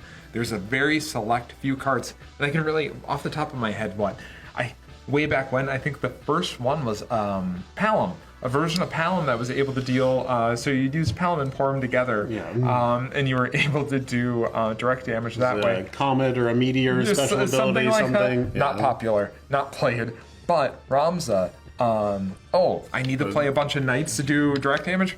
Okay, that's we can do that. Very similar, and Sophie showed why that ended up on the restricted version. Yeah, Quadav coming down, a great choice with so many strong 2-drop forwards that are being played today. Obviously here Lasval is the one that we're most focused on, but cards like Zidane, cards like Furion that we see in other matchups really makes Quadav so important. So when you're in Pelborough Mines in Final Fantasy XI and you see these guys pop out, be careful because they're coming for your 2-drops. It is important to note that the Quadav does let your opponent select the forward of cost 2 or less, so we don't exactly get to target the Laswell here, but getting rid of a knight, again, just as continues to be important as we talk about this Ramza coming up and the amount of damage that Anson is already at. You have to start considering that every single play you make here. Yeah, it is important to note. Yeah, great thought there, Will. It's just you don't get to choose which one. But it can't be. If it was choose, it might be a little bit too good. Right. It might be a little bit too good. But it's still strong to be able to get one out there. And then Witch of the Fens. And then seeing the Witch come down is going to be very impactful against the Knights. Yes. While a lot of the time we mentioned the Ramza just needs other Knights around. Not all of the other Knights have the biggest bodies. No. So the 7k from the Witch can be enough to make combat difficult or to straight up remove some of the Knights that your opponent has, especially like this more troublesome Laswell that's still sticking around on the board. Gotta appreciate the full art on this one too. I'm gonna do this throughout the whole weekend, so you'll have to. I apologize in advance. Ryoma Ito, a recurring artist for the Final Fantasy TCG game, but for other Final Fantasy titles. I love seeing his art on these cards. Witch of the Fens being one of the more impactful cards where we get to appreciate his art recently. And we do see very cool come down here. The Piranha on entry is reducing a forward by 2k, and then immediately getting sacrificed with the Witch's ability to reduce it by another 7k, also triggering the card draw, kind of in that same action, while not a forward that's going to be able to attack anymore. Again, we eliminated 2 of our opponent's forwards this turn, and that's just about all we can hope for. Yep, and Anson also playing it very wisely. The numbers worked out where we're not trying to, expend so many resources removing the Corilla, but if we have to choose a forward to remain on the board, Corilla is going to be the one that we want to leave out as much as possible. We do not want, for Anson, we don't want Eureka to play another copy of that, and whether that be directly from hand or recurring it off of a Ramza, we don't want to see that. So oftentimes what we'll see is that Corilla will always be the one that kind of sticks around, and we try and dance around that in a way where, if we do see another one, we're more geared to, deal with it when it happens. So Victoria coming out of Limit Break. Victoria coming down to take care of the Witch. That is a priority for the Knights player here. And one of the other things I do want to mention here is that while we did play that Piranha and we were able to successfully clear a couple of our opponent's forwards, it did cost us the Lena that we had in hand, along with the Leviathan that was already set up in the break zone. Yeah. And since we can see the list here, we know there's only the one of.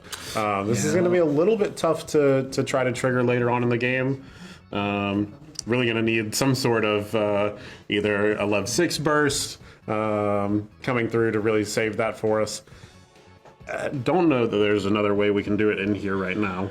It certainly doesn't look like it. Outside of another Leviathan burst, but hey, Luna Freya. What if we find that Leviathan off the top of the deck and then we're able to recur it that way? Is this what we're setting up right now? It very well could be. Let's see. Oh no! No commentator curse there for the players. Yeah, sorry, Anson. We wanted to see you hit that there, but Anson seeing no bursts out of there. 2 copies of Apkalu, 2 copies of Alchemist, and then 1 copy of Astrologian. These are cards we're very happy to see early in the game in a matchup that's maybe not Knights. Yeah. It is maybe the worst 5 cards that he could have seen. So a very unfortunate flip for Anson there. Going back to Eureka here, who is setting up and doing his best to close out the game. Anson at 5 damage here right now. Yeah, at the 5 damage, and we do see that Eureka still has both of the primary colors with the fire and water set up. Don't have any easy access to ice right now apart from discarding from hand. But we do have the Gawain, which is going to allow us to search. Interesting that we do leave the 2 backups open here. Certainly kind of implies to me that he's trying to go get something that's going to use those colors very quickly. If I had to guess, let's say Ramza is 1. Ramza grabbing, any number of targets here. And then I think the second one doesn't matter. Less impactful. Yeah, so Agrius. Oh, Agrius, I shouldn't say less impactful, right? Yeah, certainly, it's not going to really do too much with its ability on this board. It doesn't have any legal targets here. But it is a 1-cost knight, and as we mentioned earlier, sometimes all you need is additional knights in hand. Yeah, so we could see a turn where we discard the Agrius, play Ramza, target Garland. Garland gets the Agrius back, and then we play the Agrius, and then we're set up with quite a few knights, enough knights where we're able to use the ability and still have be able to attack this turn. Yeah, so, and almost exactly as you said, we are trying to push forward here. This is going to leave us with quite a few forwards on board. The Garland trigger off of the Agrius will allow us to take care of the Realm. And then we have the Gorilla and the Victoria that are able to swing here. And our opponent's going to have to start blocking really soon, reducing their permanent count. Well, it's basically he's forcing the block here. If a single point of damage comes, so Gorilla can swing, and Victoria, excuse me, they can both swing this turn, and we will still have 4 knights to do that. A very, very, very strong play from Eureka. And actually, we have the, I believe we have, really a close setup here with taking care of the Realm with the Garland ping that comes in, being able to tap the 4 knights to get rid of the Luna Freya, and then being able to turn the... We can't discount we did actually Kukulane the Ramza in response to the Garland entering, so it's not going to be able to see that here. Yeah. Well, Anson needed to do that this turn. Yeah. It doesn't feel great, but Anson just doing the best with what he can. Eureka opting not to attack there, which I think is, we don't want to get blown out. We don't want to see that Leviathan. Remember, we flipped 5 cards off that Luna Freya, and not only does that, obviously we wanted to see, if we're Anson, we want to see the Leviathan there. But if we don't see the Leviathan, we flip 5 cards closer to the Leviathan. So Eureka being mindful of that, not wanting to hit bursts in a deck that's full of bursts, opts not to attack, take his time. It's certainly not changing your lethal time here or anything. You have plenty of forwards to represent the damage afterwards. Yeah. All right, we do see the Witch come through again. 1 card remaining in hand for Anson. He has a draw trigger on the stack. Eureka allows him to take it. And at this point, if you are sacrificing those blue worms to kill an attacker, you might be reducing the knight count, but you're also getting rid of your blockers at the same moment. So really just a tough spot to be in. And there's any number of top decks here for Eureka that also help kind of clear out this game.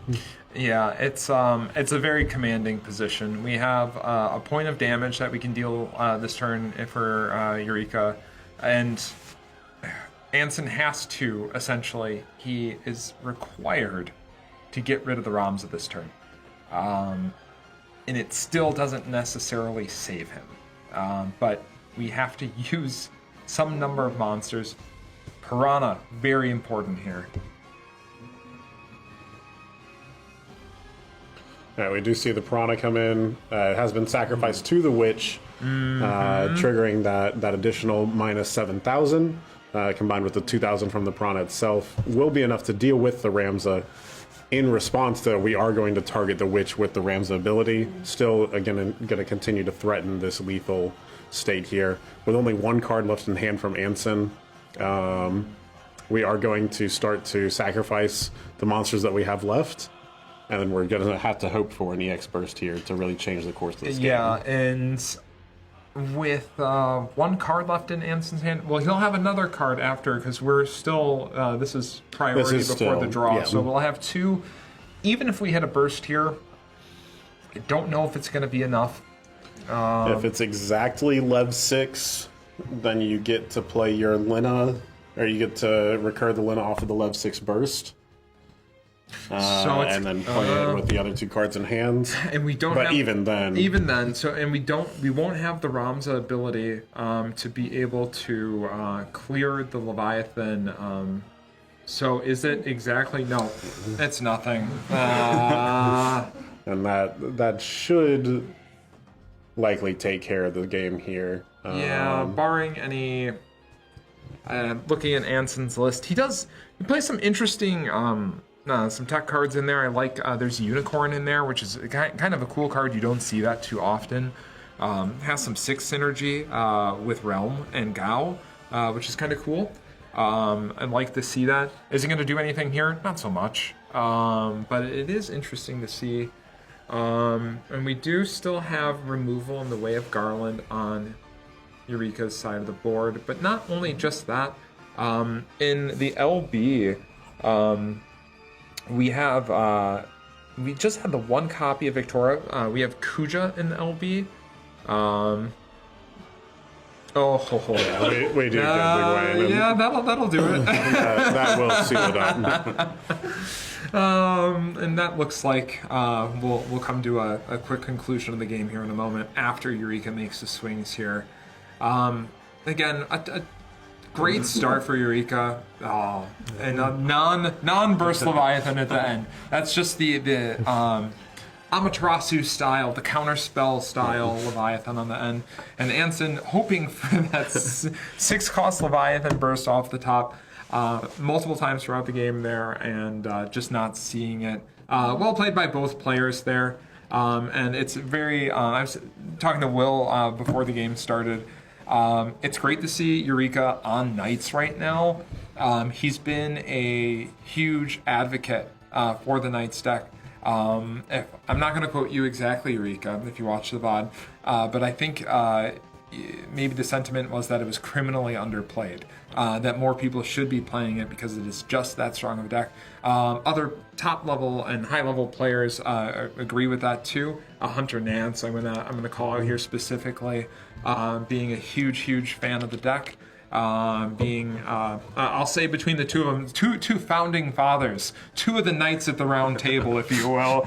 I'm not gonna, we'll decide who King Arthur is at the end of the World Championship, but definitely two that are sitting at that table and being fans of that deck. But Anson really, showing up to Mono Water being a pretty popular pick, I think, this weekend. I think we'll likely see more mono water lists throughout the weekend if we're so lucky to we'll stay hydrated with those guys. But interesting choices for his deck build as well. I wish we would have got to see a little bit more of it, but like the Lena being a one of, the Leviathan Lord of the World being a one of, the 11 forward total slots for the deck. It's really cool. So it goes to show that he did some testing. He was tinkering, he was in the lab, and he came up with something very cool. Like Columia, too.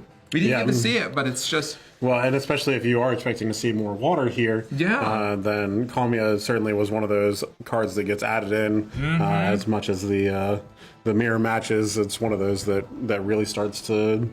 This feels like a mono water list that beats other mono water lists, but maybe not so much, an aggressive matchup like Knights. So it struggled a little bit more there. But I love the list though. So shout out to Anson for the list too. This is fantastic. So there's a reason that Anson's here playing at the tournament today. That's for sure. Absolutely. So I know this was we just finished up with this fourth round. Yep. Games are still ongoing, so we have a little bit of time for that too. I know after this there's a lunch break, Yes, right? we have a lunch break, so we'll be back in 50 minutes, I think. Okay. So go grab a lunch for yourself too. Take a little break, but we'll be back with you eventually.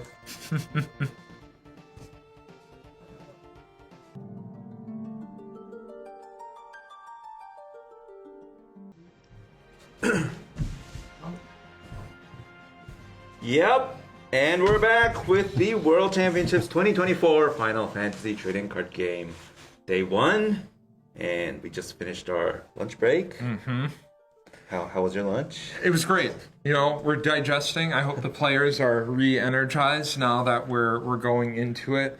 What I've been digesting the most here is these standings that I have. So I apologize in advance. I know you're going to ask for it as a graphic. We have it in paper. We're going to run through the top 16 for you. So just so you know where we're at. I think the thing that I'm most impressed about is the diversity of regions that we have in this top 16 matchup. Each region really showing up and showing that they have strong players. So, do you wanna go through it, Will? Sure. Yeah. We'll give it a shot here. Starting off, we've got 4 undefeateds remaining. It's like Zhuo Guang. Alexander H, Jordy C, and Eureka round out our 4 undefeateds. And then starting at our 3-win players, we have Carl's R, KP, Jonathan G, MH Teddy, Tori K, Hara Y, Sasha S, Yasuhiro S, Sho S, UQ, Fujikawa T, and Sergio B. So, all great players, all our top 16. But remember, we have 52 players, so they've surmounted quite a bit, but we've only made it through half of the day. So now we're moving on after the lunch break. Everyone's powered up, but not only are they powered up from their tasty lunch, they're powered up because they're moving on to their deck B. So we finished the first 4 rounds of deck A, moving on to the next one, and I think we're set to take a look at what's going on over there. So we'll get it started. Who do we... We do have 2 of our 3-1 players, so these people are still certainly in contention, trying to finish out a good second half of the day so that they can clear things up. We have Hara Y and Jonathan G. Looks like we've got looks like a Warrior of Light deck from Hara. And it looks like Mono Wind from Jonathan G. So I know we've seen a little bit of the Mono Wind today. I think in this matchup, we're going to see both sides be able to kind of develop more. I think the speed has definitely changed now that we're on to the deck B. So I think we're going to... It felt kind of fast-paced moving on, for these deck A's. But I think we're off to the races, with those ones. Whereas we're going to take our time and play more mid-range, maybe even control with these deck Bs that we're going to see. Don't take my word for that. We'll see in the next rounds, but right now that's definitely what we're feeling. And it does, as we look at the opening hand for Jonathan here, it does look like we have some ice elements in here. With the Uke, we have a Moogle later, a Sid Hayes, and a Lock. Oh, it's just a little bit. So it's not like a heavy... So I guess the ice winds of the past, they were a little bit more ice-centric, but Sid Hayes and Locke, usually enough. And we did see that Uke coming down off the Norstalen search. So we're getting set up here, and we're going to curve flip here. What a turn. Yeah, very, very nice curve to really get going. Oh, and a spin. That's a Okay. special Canadian move that Jonathan G is showing off for us. They call that the Canadian spin. When we have the ice on the floor, on the rink maybe, a little bit of hockey going on. Absolutely. Just a little slippery for the start of round 5 here. Chocobo Sam, no relation on my end with Chocobo Sam. He's a little bit grittier than I am, hanging out in the slums of Sector 7. But grabbing... Ooh. Now, we do see it go into the Fat Chocobo, which if we curve into that next turn and we're at 5 backups, several cards in hand, I think we're feeling all right here. I think our debut friend is going to come down and get Chocolate on Jonathan G's turn. And then Hara, we're seeing that, we're seeing a lot what we saw the last round. It's the Warrior of Light package. We have Lunith down, which is great to see. We stressed that a lot in the last match. How important it is to see the fire backup early, and then we also see King Tycoon and Lena coming down too. So if I had to guess, I can't see Hara's hand exactly, but I imagine. Oh, I think Kolka. I do see a Mist Dragon there. There's a Mist Dragon and a Kolka in hand, and here comes the Fat Chocobo for that Chocolate that we were talking about too. And Jonathan G is primed and ready to go. He is the dominant of wind this game with his Fat Chocobo and the amount of backups that we were able to get down.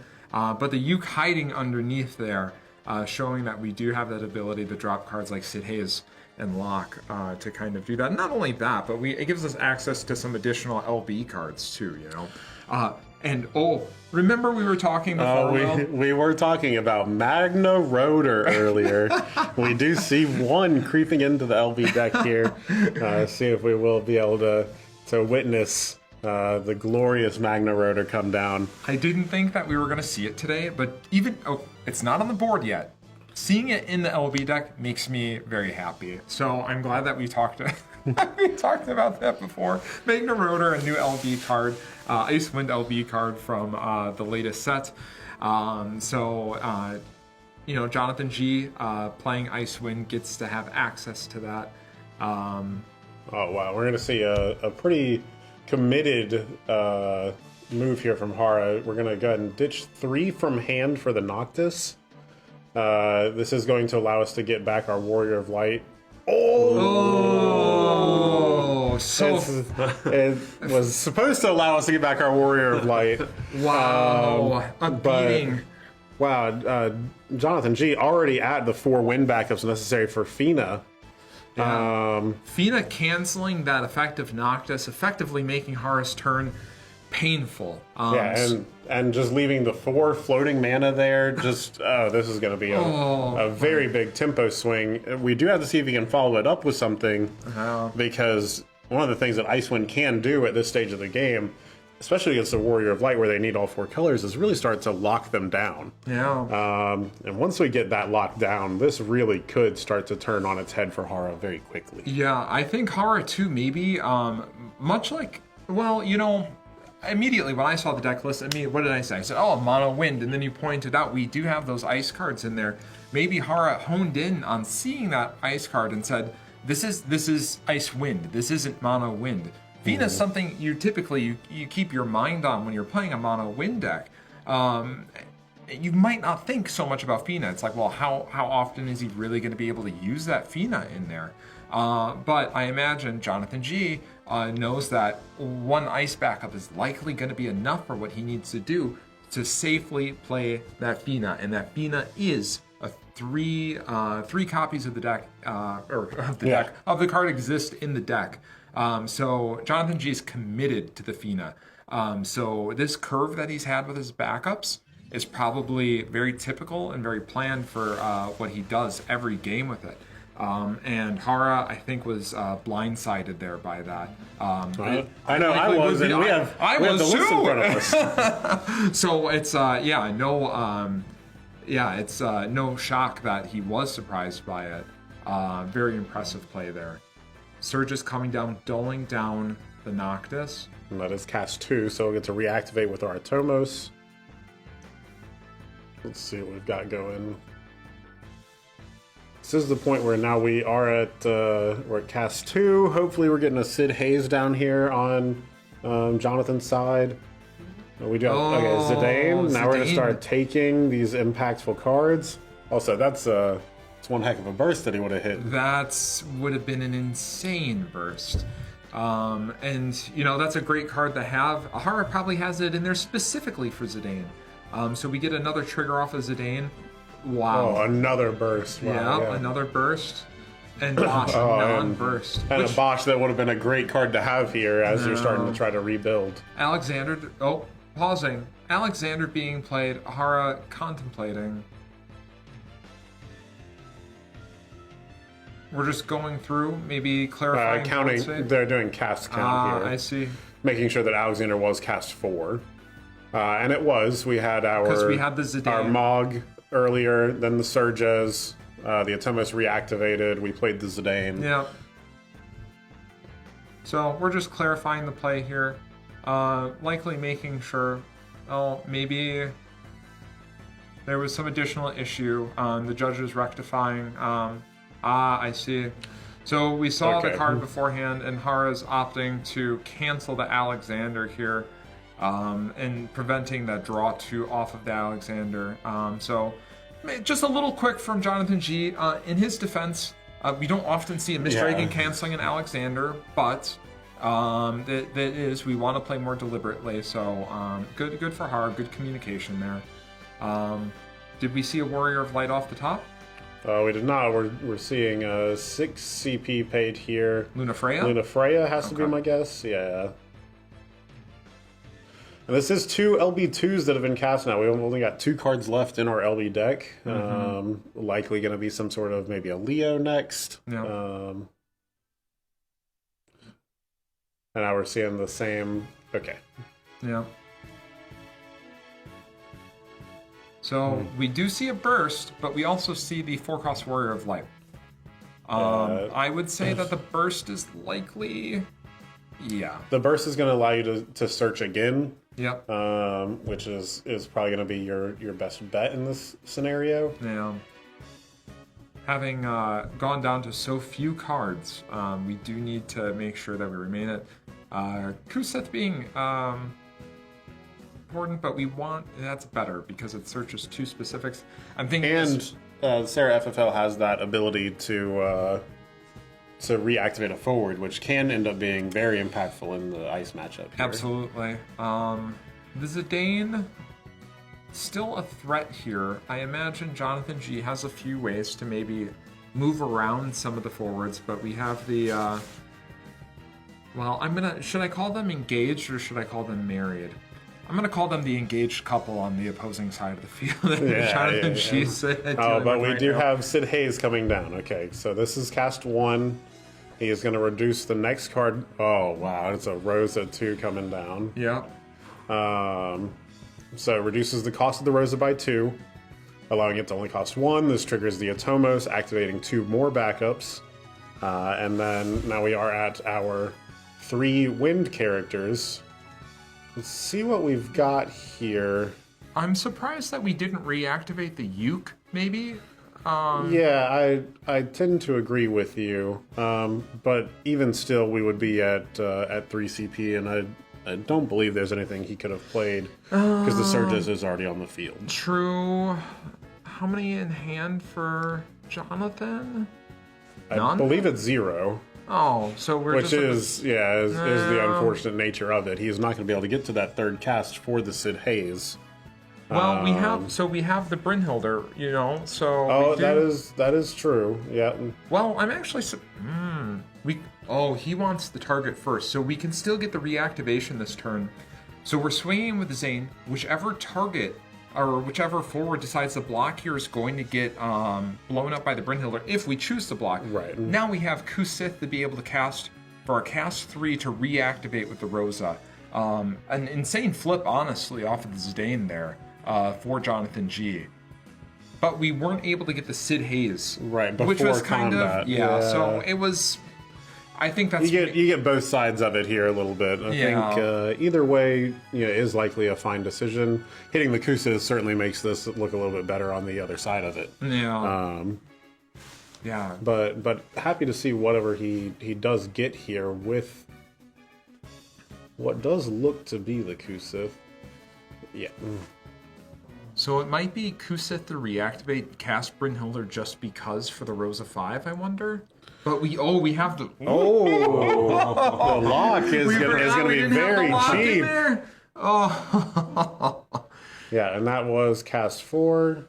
We do get our counter on Chocolate as the Rosa triggers to activate all of our backups. Lunafreya and Noctis being targets for Lock to be able to use that break effect on there as well. Hara sitting with 2 in hand. I believe it is 2 in hand. I think 3 in hand. 3 in hand.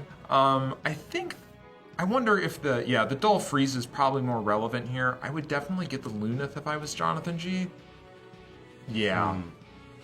I think there's some consideration to take water because we did know that he got the Sarah FFL to potentially take something for his next turn. Yeah, I wonder maybe Lunith and Lena. Still a strong play from Jonathan. Absolutely. Absolutely. The lock is a very large body, has incredibly powerful effects, and getting to cast it for 2 at the end of all of that is really is just a great turn sequence for you. So looking at Hara's list, does Hara not play any copies of the Shantoto backup from Opus 1? I see none. It sure doesn't look like it. Wow. And we have already played the Noctis and the Lunafreya, so we are cut off of the Shantoto LB. So this is really going to be... it's going to have to be some sort of very impactful kind of arc into Ferris, into Refia, kind of combination turn here for JG to start bringing his way back. Let's see. He is getting the Refia here. We played the Sarah FFL. This is by ditching 3 cards in hand, it appears. Yeah. Okay, and then one of the other things to note is that we are still at damage 2. Certainly not quite where we need to be for the Ferris. Damage 3 makes that really turn online. I think he kind of hesitated on the second search only because he was trying to decide which card he was going to be discarding for that Refia. We do get the draw on the reactivation, so we're live there. Our LB is so limited right now. We do have Refia to be able to send 1 back. It's tough though. Against Wind with Chocobo, that Refia, when it decides to target whatever, Jonathan G having the option to play Chocobo to return the target that Refia tries to get rid of might be painful as well. But of course, Jonathan G has to have that. I don't have access to his hand right now. Couldn't tell you if it's there. Use the Chocolate to get the draw, spending the counters. And with both the Tomos and the Rosa active here, really not too terribly worried about using that mana early. Yeah. Let's go ahead and make sure that we are tapping it down to get that card draw, have as much information as possible before we begin this turn. If we play this right on JG's side, this could be the final turn of the game. He does have enough attacking bodies, and I believe there is a little bit of haste hidden in here from our hidden Magna Rotor. I want to see it so bad, honestly. I don't think he needs to in the particular board state that he's in. I think it would be probably pretty frivolous to need to do it, but I want to see it. It's just a personal thing. Alexander coming down for the draw. We're going to start casting. That is our first cast for the turn. Okay, looks like we are using that Brynhilder now. Targeting Refia. What is he drawing? Yeah, okay. I think Jonathan G just a little confused there. It's not a draw on cast. It does have to break the forward. So there's a delayed auto ability that's attached to Refia now, where if Refia goes to the break zone, we will get that draw. Jonathan, I think there was a judge just maybe just shuffling the deck again, just to make sure he did touch the card and take it completely off of the deck. Yeah, this is great. We do want to make sure Jonathan is in a very strong board position. We are playing at the highest level, and we do have the staff on hand to make sure that we're playing as deliberately as possible, and making sure that we minimize any mistakes like that. So shout out to the staff for being able to keep clarity on the board, especially in a multilingual Worlds environment too. it's especially important to be deliberate and play concisely. So thank you to staff for assisting with that. That's very important. Okay, we did pitch, looks like 3 from hand, along with tapping 2 of the backups that we just reactivated. We're playing Ace, the Ace LB. This is quite a bit of damage coming through. 1,000 for each wind character to all of your opponent's forwards. And that is going to be enough for a board wipe, so we're seeing the Refia tap itself and 3 of the backups to go ahead and tuck the Sid Haze. Let's see, we're still trying to figure out exactly the chain of response here. I see it's, we're just using Chocolate's effect prior to the Rosa auto ability going on the stack. The Sid Haze will go away. This is where we should see that Brynhilder delayed auto ability off the draw. We should. It has been just a second, though. I don't know that, I hope that we might miss this. So I hope that that's not missed. I don't believe that's an optional ability on the Brynhilder.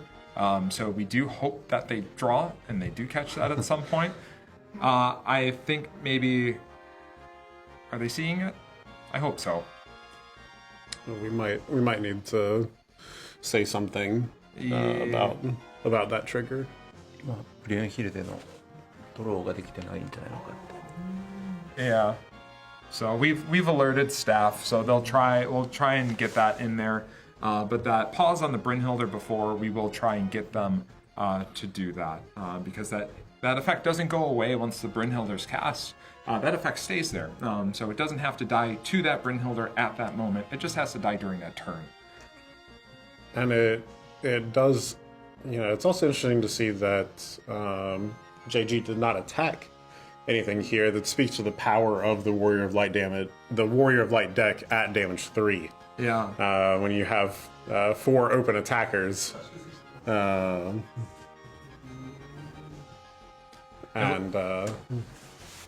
Looks like we have them on stream now, making sure that Brynhilder draw does occur for Jonathan G. Thank you to all the staff for that. We really appreciate being light on their feet and being able to catch that.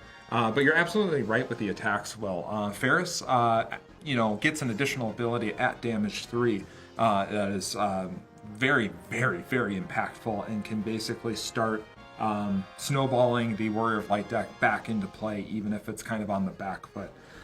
Especially with the 5-cost arc that we see on screen there as well. Mm-hmm. While this one has been removed by the Zidane, I believe there are additional copies. Yeah, certainly. Actually, there is only one of that particular arc. We do see Hara also playing the 4-cost arc with the EX burst that we did see earlier. Mm-hmm, mm-hmm. So we're going to try to start coming back here. We have Refia back on the table. We've again activated most of our backups here, and really just going to have to try to start chipping away at this board, getting back some incremental advantage, and just see how long of a front we can try to put up here before we're able to have that big turn where we try to come back. Yeah, it's Zidane has really, really shown how powerful a card. I feel like if you're a card named Zidane, you're going to be good. It's kind of been a Final Fantasy TCG theme where anytime they print a card named Zidane, it's going to be relevant. But one of my favorite win cards is Ana. I wonder why. It's with a very handsome-looking chocobo there. But Azana going ahead and searching for one job or card named Chocobo. In win decks like this, or win variants, it's almost always going to be the summon Chocobo, but keep in mind Jonathan G's backup line, there's lots of job Chocobo back there as well. So a versatile card. Back when it came out in Opus 3, we had a lot of Chocobo forwards, but certainly not any backups or any summons. So Azana's actually increased in power level over time, and it still sees play today, despite being printed many, many years ago. We do see Lulu being cast now, tapping one backup and discarding a card from hand. Let's see, we are getting back another Chocobo here. Okay, it looks like Hara is going to Miss Dragon in response, removing the break zone, not canceling the summon.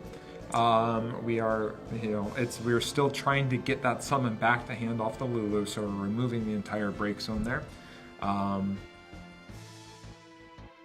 It's difficult. The judge staff is having to step in a lot for Jonathan G. In Jonathan G's defense, there's a lot of moving parts. But again, with the deck, any of these win decks, and I think we will start seeing more in Deck B, and especially into Day 2, the win decks have a lot of moving parts. You have to keep track of casts. Your board suddenly increases in size, almost double, if not more. Right.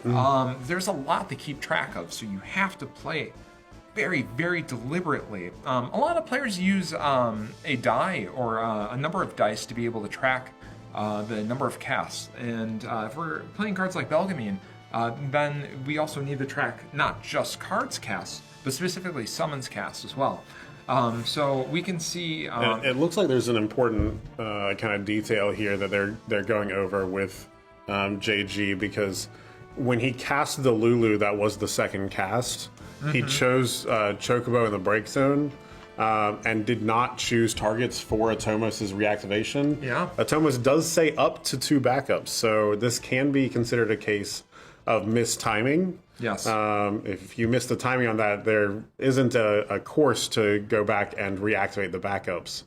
I believe there's probably some discussion right now about, I chose the Chocobo and then the Mist Dragon was cast, so I was, kind of dealing with that and just dealing with a little bit of the mistiming in that case. One of the things that is one of the more difficult aspects of playing at the world stage. You do have that language barrier sometimes that really can impact the pace of play or how comfortable you already are with your play. Yeah. It's a good opportunity for Jonathan to try and take a breath here, maybe slow down a little bit, regroup, and just focus a little bit on making sure that we're being very deliberate. Using the dice is, I can't recommend it enough. But if it's an up to trigger, I see it's because it's an up to trigger, your opponent does not have to remind you of the trigger. Mandatory triggers, it's both players' responsibility to keep track of those, and you can, both players could be potentially marked for that. But when it's an up to, you can choose up to 0, that's optional. So if you don't choose any, it is assumed 0, and that is assumed deliberate, that you are not doing that, even if it seems specifically disadvantageous to do that. So I think Jonathan is in a great board position. He can take his time here. He's set up well, but we don't want to carry over any warnings into additional rounds. We still have half the day left. So despite being in a pretty commanding position on board here, maybe I said that too hastily as we see go to damage 3 and we look for this Warrior of Light. But being deliberate and taking your time is very important, especially at these high levels. So hopefully he can take this moment to just regroup. He's in a good spot still, and we'll see some good play. Yeah, and with the extended amount of discussion that we've had around a couple of the items here as we hit another EX burst. It really does become apparent that we do have the 30-minute time limit on the round. Hopefully the judge staff has been kind of aware of the situation as they've had to spend a little bit more time on some of these rulings and the questions back and forth in the game, and have given extensions where appropriate. A third burst from Hara. Wow. But, again, it's not... This is part of the deck building. It is not strictly luck. And this is the reason that Jonathan G was being so wise in holding off on putting Hara 2 damage 3 prior to this. We wanted to make sure that when we do it, we're doing it very deliberately, and we're able to kind of close out the game, or be in a position to close out the game the following turn when we do that. So if Hara is still in this game, this is his turn to make a comeback. He's had 3 bursts to be able to kind of refill his hand and set up for this turn. So we want to see an exciting turn from Hara here. Do we have another Fina? Looks like no. Hara is safe from another Fina. It's serious. Yeah. The first Fina, it set the game in a particular spiral after that. But we're not going to see that again. And here comes that Ferris. Yeah, and this Ferris is going to allow you to search your deck for another Warrior of Light, as well as activate its own effect, which is pinging everything on the board for 1,000 damage. Mm-hmm. And then every time one of your Warrior of Lights is damaged, you get an additional 3k ping. So he's going to get 1,000 to the board, and then 3 packets of a 3,000 ping. So deciding where we want to place those right now. Just analyzing, taking his time. And there aren't a ton of super clean damage numbers for us to work with here. What I believe we will see as we go through this is hopefully whenever we get to combat, the Lunith will untap, and then we'll be able to give that Ferris haste to really clean up some of these numbers here. Yep. But we're certainly going to have to keep that in mind as we go through this process. And we have a number of Warrior Lights here, so we're going to be able to use the 4-cost Warrior of Light to do another 5k.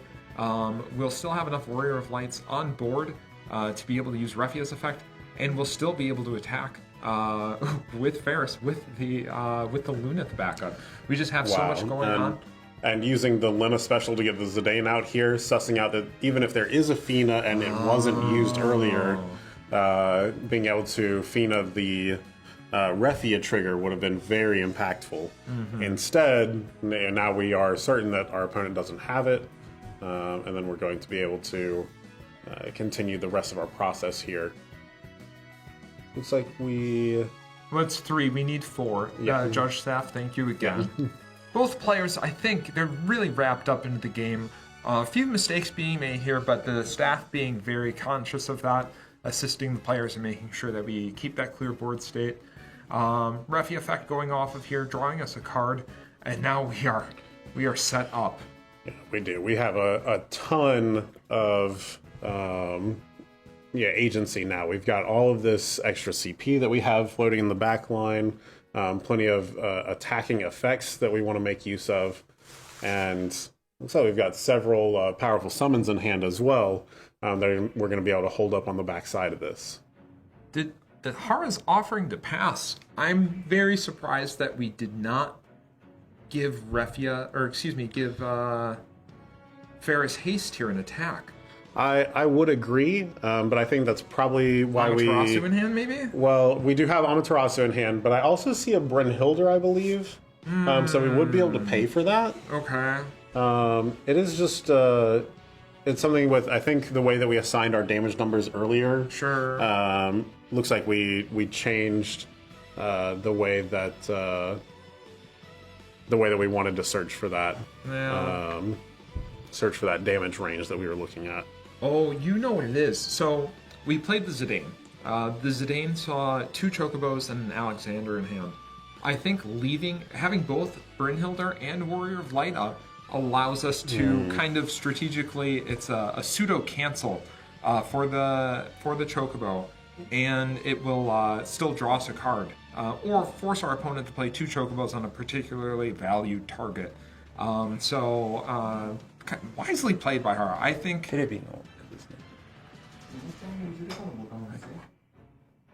So we use Amaterasu there.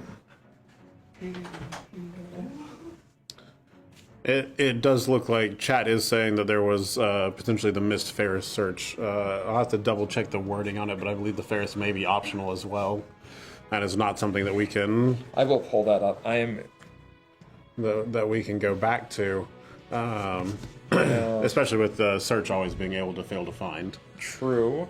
And yes, I think any search is non-mandatory because you can fail to find. So it could be, if it was, it would be a search. So it isn't required to search. You can choose not to search. And there is also the possibility I'm looking at the list here. Yeah, There's a small possibility we could have been out of Warrior Lights. There's quite a few, but... Good catch, chat. But yes, it is. Search is... I don't believe there's a single mandatory search card in the game where it forces you to pull a card out of your deck on a search option. So we may have missed it, but it's always you may. So here comes that Chocobo. And now we have the Brynhilder and the Warrior of Light. And let's see if... We have the Brynhilder, we have the Warrior of Light, and we have the Refiatuk. Yes. Really just to... Just a number of options. And I think we can do all of them cleanly. Maybe the best scenario that we could look at here is choosing the Rosa on JG's side, but now with the Kukulane preventing the Rosa, preventing its own... So if he... Yeah, no. Let's see what he does. What? Okay, we are going to try for the double Chocobo in response I think this might be a blowout for Hara. Hara's, I think he's thriving right now. Well, the Kukulane is still in the stack. Sure. Oh. Okay, and we're choosing the lock on this one. Okay. And we're using... Well, we are at 6 damage, so we can't just freely, start dulling down our forwards. We have to be conscious of that still. The judge is being very... Thank you, Judge. That's very good. There's a lot of moving parts on both sides of the board, and the judge is just making sure that the players are sequencing resolution of each card that's cast here.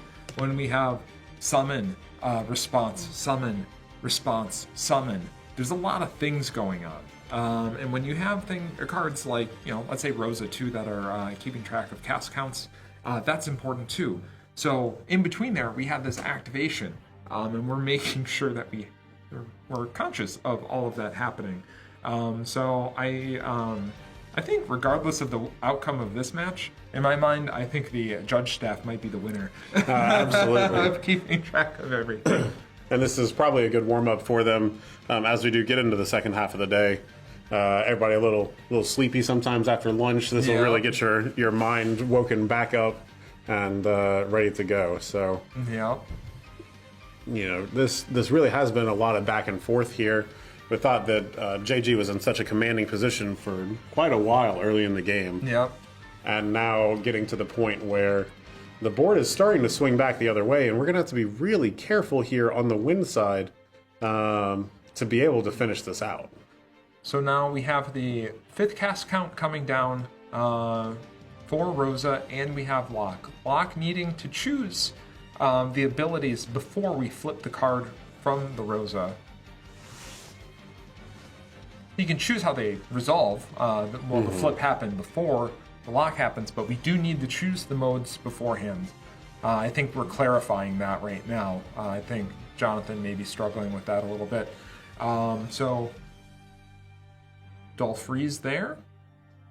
Yeah, if we are dull freezing the forwards, we still have, at least in JG's mind, 2 attacking bodies with the Lulu and the Azana. Yep. Warrior Light's getting clean one of those up. But now, we still have that Brynhilder. We do still have that Brynhilder, Azana. absolutely. So, how many cards do we have in Hara's hand, though? Is it more than 1? Let's see. No, it does look like it's just. So is that just it? Oh, wow! So he held on to it that whole time, and he realized that he's like, well, I have to keep this up. But there probably just wasn't a clean way for him to be able to, deal with the Brynhilder that way. Well played by both. We struggled, I think, a little bit on both sides to just kind of make sure what was going on. But I think for both players as well, like you said, Will, going into this next set of matches, we're going to see more of this.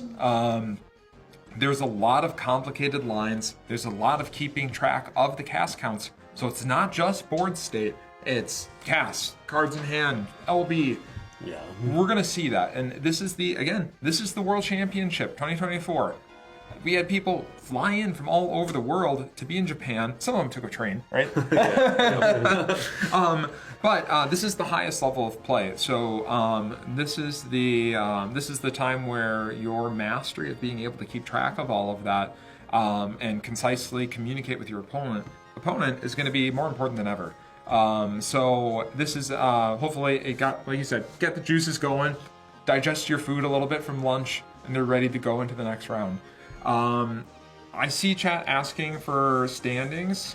Yeah, we can go through quickly, but I think Next match is in 5 minutes. in about 5 minutes. So we'll quickly go, and this is from lunch into this one. We don't have standings after round 5, but we'll go ahead and give you standings again from the top. Do you wanna give us the top 16? Just run through the names. For us. Okay. So we have Juguang, Alexander H, Jordy C, and Erika with 4 wins. And Carlos R, KP, Jonathan G, MH Teddy, Tori K, Hara Y, Sasha S, Yasuhiro S, Sho S, Yu Q, and Fujikawa T with 3 wins. So, yeah. Yeah, just some of our top level players, and rounding out the two twos, or excuse me, we have that was our 3-win group. those are our 3, and Sergio B being in that top 16 group with 2 wins still. Yeah. But rounding out our top 16, we'll try as much as possible to give you the standings as we go through. Unfortunately, we're not going to be able to give you a graphic of that, but when we have updated standings, we'll do our best to get that to you. So hang with us. We'll be back in just a few minutes here. That was a long one. I think they're going to get a little bit longer going forward. But what do you say? We'll take a quick break and we'll come back? Okay. In 3 minutes. In 3 minutes, we'll be back really fast. See you guys in a second.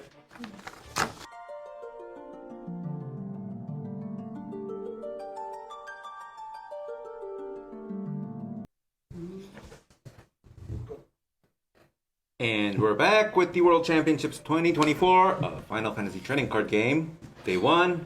We are on round 6. 6? Yeah, we're moving along. I know we talked a lot about everyone getting their food digested from last round, but everyone's raring to go right now. Fighting jet lag. Yeah, I hope so. I hope so. I know some people got in a little bit earlier this year, but hopefully everyone's well rested and ready to go and move on. So we have a matchup coming up between Sasha S and Jordy C.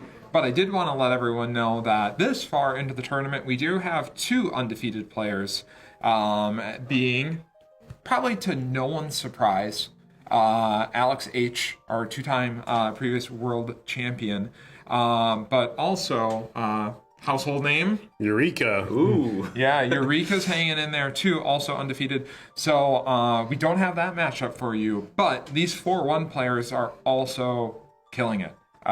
These guys are in a room of peers, the best in the world, and they're playing together. And I know Sasha, at least I know from way back. Sasha's been playing for quite some time. But you mentioned Jordy was here last year, you think? Yeah, I believe Jordy was the 4th European player last year to visit. So excited to see that name return as well. Yeah, and that was the smaller group, not in this 52 one.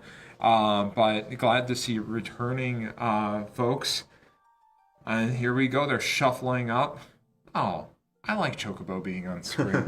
I can just stay there. We can just keep Chocobo up from the beginning. That's good. This is the way that I want to see it. In this matchup, I don't think we'll be seeing Chocobo, though. I think what we'll be seeing is a lot of blue cards. Ooh. Specifically dark blue, not the light blue ice cards, but the dark blue water cards in this mono water mirror between both Sasha and Jordy here. It does look like we're in for quite a battle of attrition here. Looking at these lists, I mean, they are very close as far as the card names go, card lists go. And we've got maybe a couple differences, some 3 ofs in one deck, some 2 ofs in another. But they're near identical. Minus, again, we talked, if you weren't with us before, I talked a little bit about the importance of the subtleties of, one extra card here, one fewer card there in these builds that are pretty standard. And Mono Water being a very standard, tried and true deck. Very powerful, but commonly seen at this point. But these high-level players decide, okay, I want one extra of Leviathan 6. Hopefully you're playing 3. It's a pretty good card. But if maybe the Cancel Lev, or you're playing the number of Lenas that you're playing may change. So we're going to see a near identical match. And I even asked Will, I was like, do we know if these guys worked on their decks together, both being players from Europe? I don't know that. But it wouldn't surprise me if they did because of how close the lists are. Almost card for card. We're seeing what we shuffle up and deal here. Opening hand probably going to dictate the tempo of this match. Hopefully one of these players is able to curve out a little bit better than the other. And then that will be the maybe a little bit more aggressive player that we're going to have to keep an eye on. This Mono Water Mirror really comes down to so many intricacies as you play through. We're gonna have to be careful of deck out. We're gonna have to be careful of putting enough pressure on. There's some damage thresholds to look out for, and as we mentioned earlier, there's still the big 9 CP Leviathan that's always going to be rearing its head. Yep. Alchemist coming down from Sasha. Normally we want to play that for free, but it's totally fine to just play a neutral 2-drop backup as your first turn, even if it doesn't have any effects. Of course, we'd love to play it for free, but as our first turn, if we're just happy to see a backup that we can play, and it will likely help us curve into other backups as well, so it doesn't feel bad at all. Sarah searching out Gordon, a great combo. We love to be able to filter our hand with that Gordon. Sarah just being an all-star backup card for so many sets now, being able to search out a number of royalty, not queens, mind you. There can only be one. She's the princess that stands alone. But kings and princes and other princesses, she's more than happy to find for you. Okay, we do see the response here from Sasha. We have his own Sarah coming down. Do you think it's going to be a Gordon? If I had to guess, I might think so. I think it's going to be a Gordon, and with the ability to use that. Oh, look at that! Surprise, surprise. Yes, a prophecy. and one of the great things, about fetching this Gordon here is that we do see Gordon being able to function really as a 2 CP backup or a 3 CP backup. Yeah. Kind of depending on what the situation calls for here.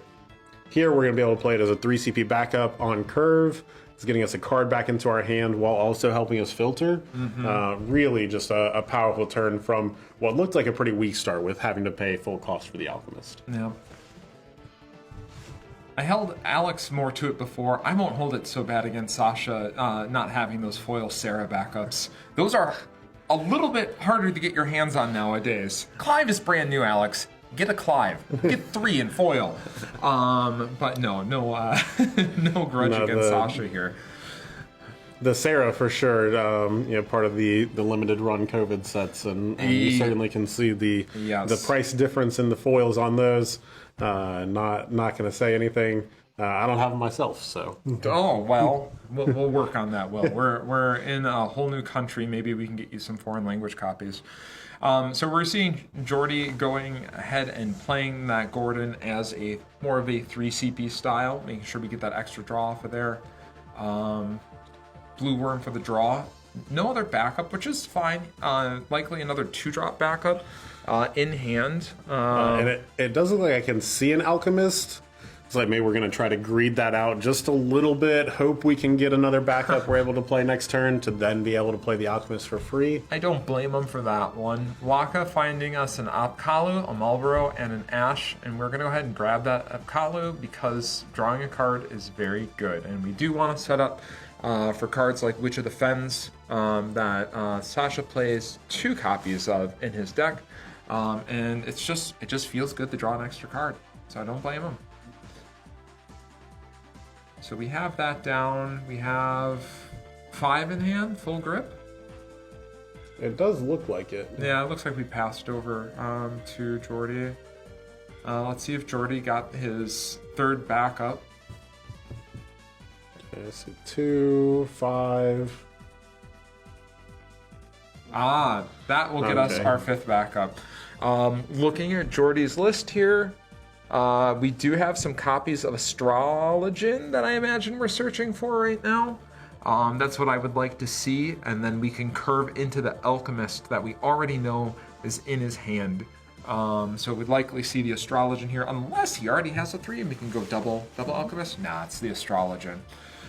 So we'll see Astrologian. We'll resolve that. We'll be able to stack our deck a little bit, and then we'll be able to play that Alchemist from hand for free.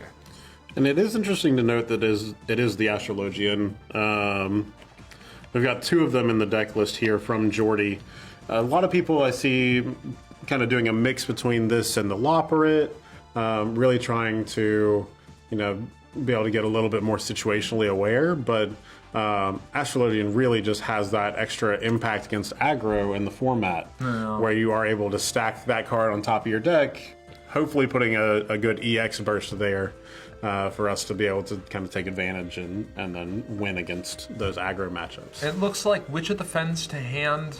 It may have been a Marlboro to the bottom, and I think I missed the 3rd one there. But we did get that Alchemist coming down for free, and we do have a Witch of the Fens in hand, which I expect us to see next turn, unless we have another backup to play too, and maybe we can develop a little bit more.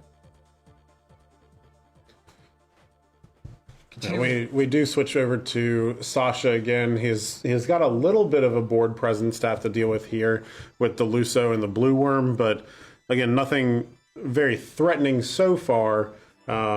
It really does just speak, though, to how tight this matchup is going to wind up being. With them being, very similar in terms of the threats that they have available to them, really just going to have to kind of pay attention to your deck as a resource, almost more so than damage in a lot of these games. It looks like that Sahagin Chief came down last. I imagine we picked that up off of the Witch of the Fens, which is, I'm not going to complain that we have a Sahagin Chief. We want that. We would have liked to have seen that first, but it doesn't always work out that way, but we do want to get it down there quickly. It does act as a form of kind of protection for our Witch of the Fens, which we want to make sure that we have around, and we don't hate replaying that for the draw there. But, if we could have played it and got some counters on it, that would have been, preferable. But getting it down at this point in the game, very strong. We did see Sasha discard a copy of Leviathan, Lord of the World, for his Blue Worm, so we are set up for a pretty good turn there. And it is interesting to note that on this board state, the Sahagin does kind of function more as a protection piece, but with that Leviathan 9 in the break zone, it can turn its head really quick and start to be an offensive weapon. Yes. Once you have that out. Absolutely. Very, very important to track. A lot of the time it's a little bit of playing chicken between the two, as you do have your Sahagin Chief fully stacked, your opponent has a Sahagin fully stacked, and you're just having to see who uses theirs first. One of the more important resources to be able to hold up as we go through the game. So, Witch of the Fens entering on Jordy C's side. With the draw on the stack, we are deciding how we want our Witch of the Fens to interact.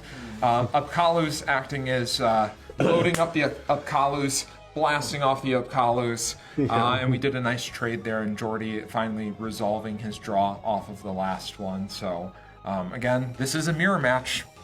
We're going to see some identical plays from both players here. We do hit a burst from Sasha here. We get an extra card in hand. It might end up being one of those things that gives us enough fuel later on to get to the break point that we want. But same time can be a little bit of that double-edged sword. Yes, I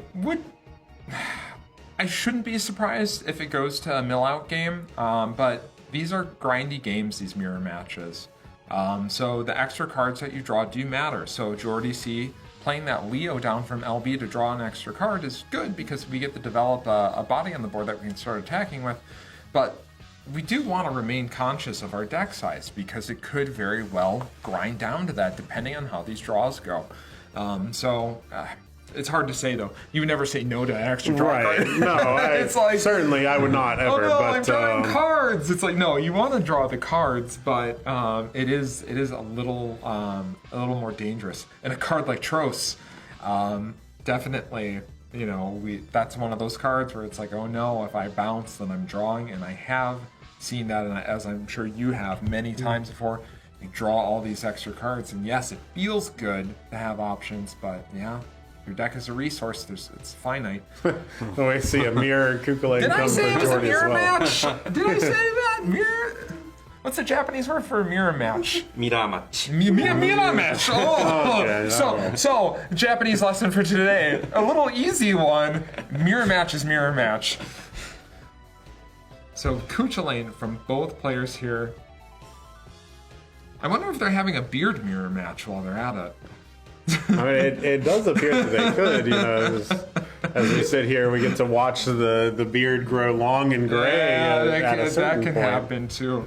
But interesting use of the Gao here from Sasha to be able to remove both the Leo and turn his blue worm into a forward without having to sacrifice it at the end of the turn. Yeah. Keeping that pressure up, keeping that number of characters up, which as the character count starts to creep a little bit higher, we start to get a little bit closer to that potential Titus turn. Yeah. And then as we are going through the mechanics for that, certainly going to be one of the things where you are, again, drawing more cards, but most of the time you're going to say that if you're casting a Titus, it is worth it. You're putting your opponent far enough behind. Yeah.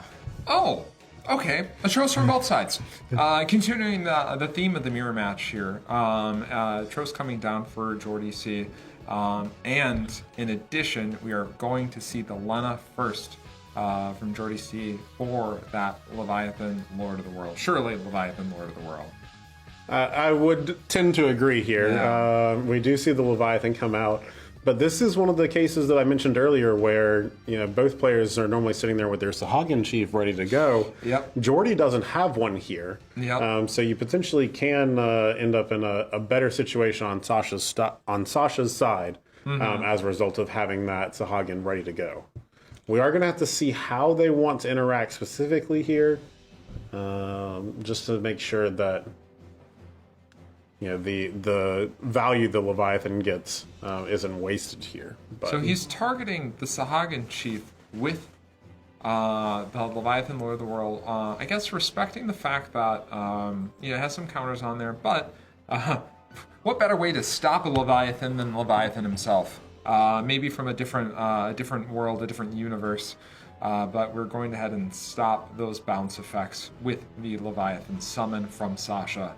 we do hit another burst on Sasha's side. We get a Hilda draw a card.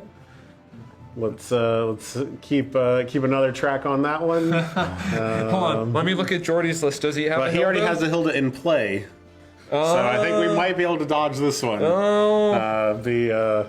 Do we only have the one Hilda in the list? Can we hit a Hilda burst? It does look like just the one. Okay. So we're gonna break the mirror theme. I want the perfect mirror. I'll tell you this: we could, if Sasha was so interested, Titus and put the Hilda on top. So then we did keep the damage the same. But, Well, I'm glad that we have the option to return it to the way that it needs to be. But somehow I doubt that that's the route we'll be able to see here. Shame. Second Sahagin Chief coming down. And Sasha, we talked about his own Lena. Yep. Yeah. And I think this is going to be interesting because the Leviathan triggers on for both players. When we see a bounce, each Leviathan is going to see these bounces happening.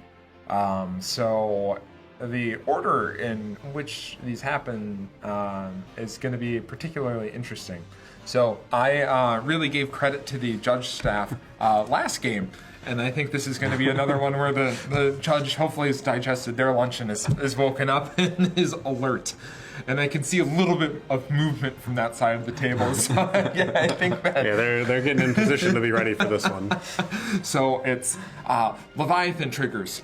So we have power reduction going on. We have Tros on both sides of the field.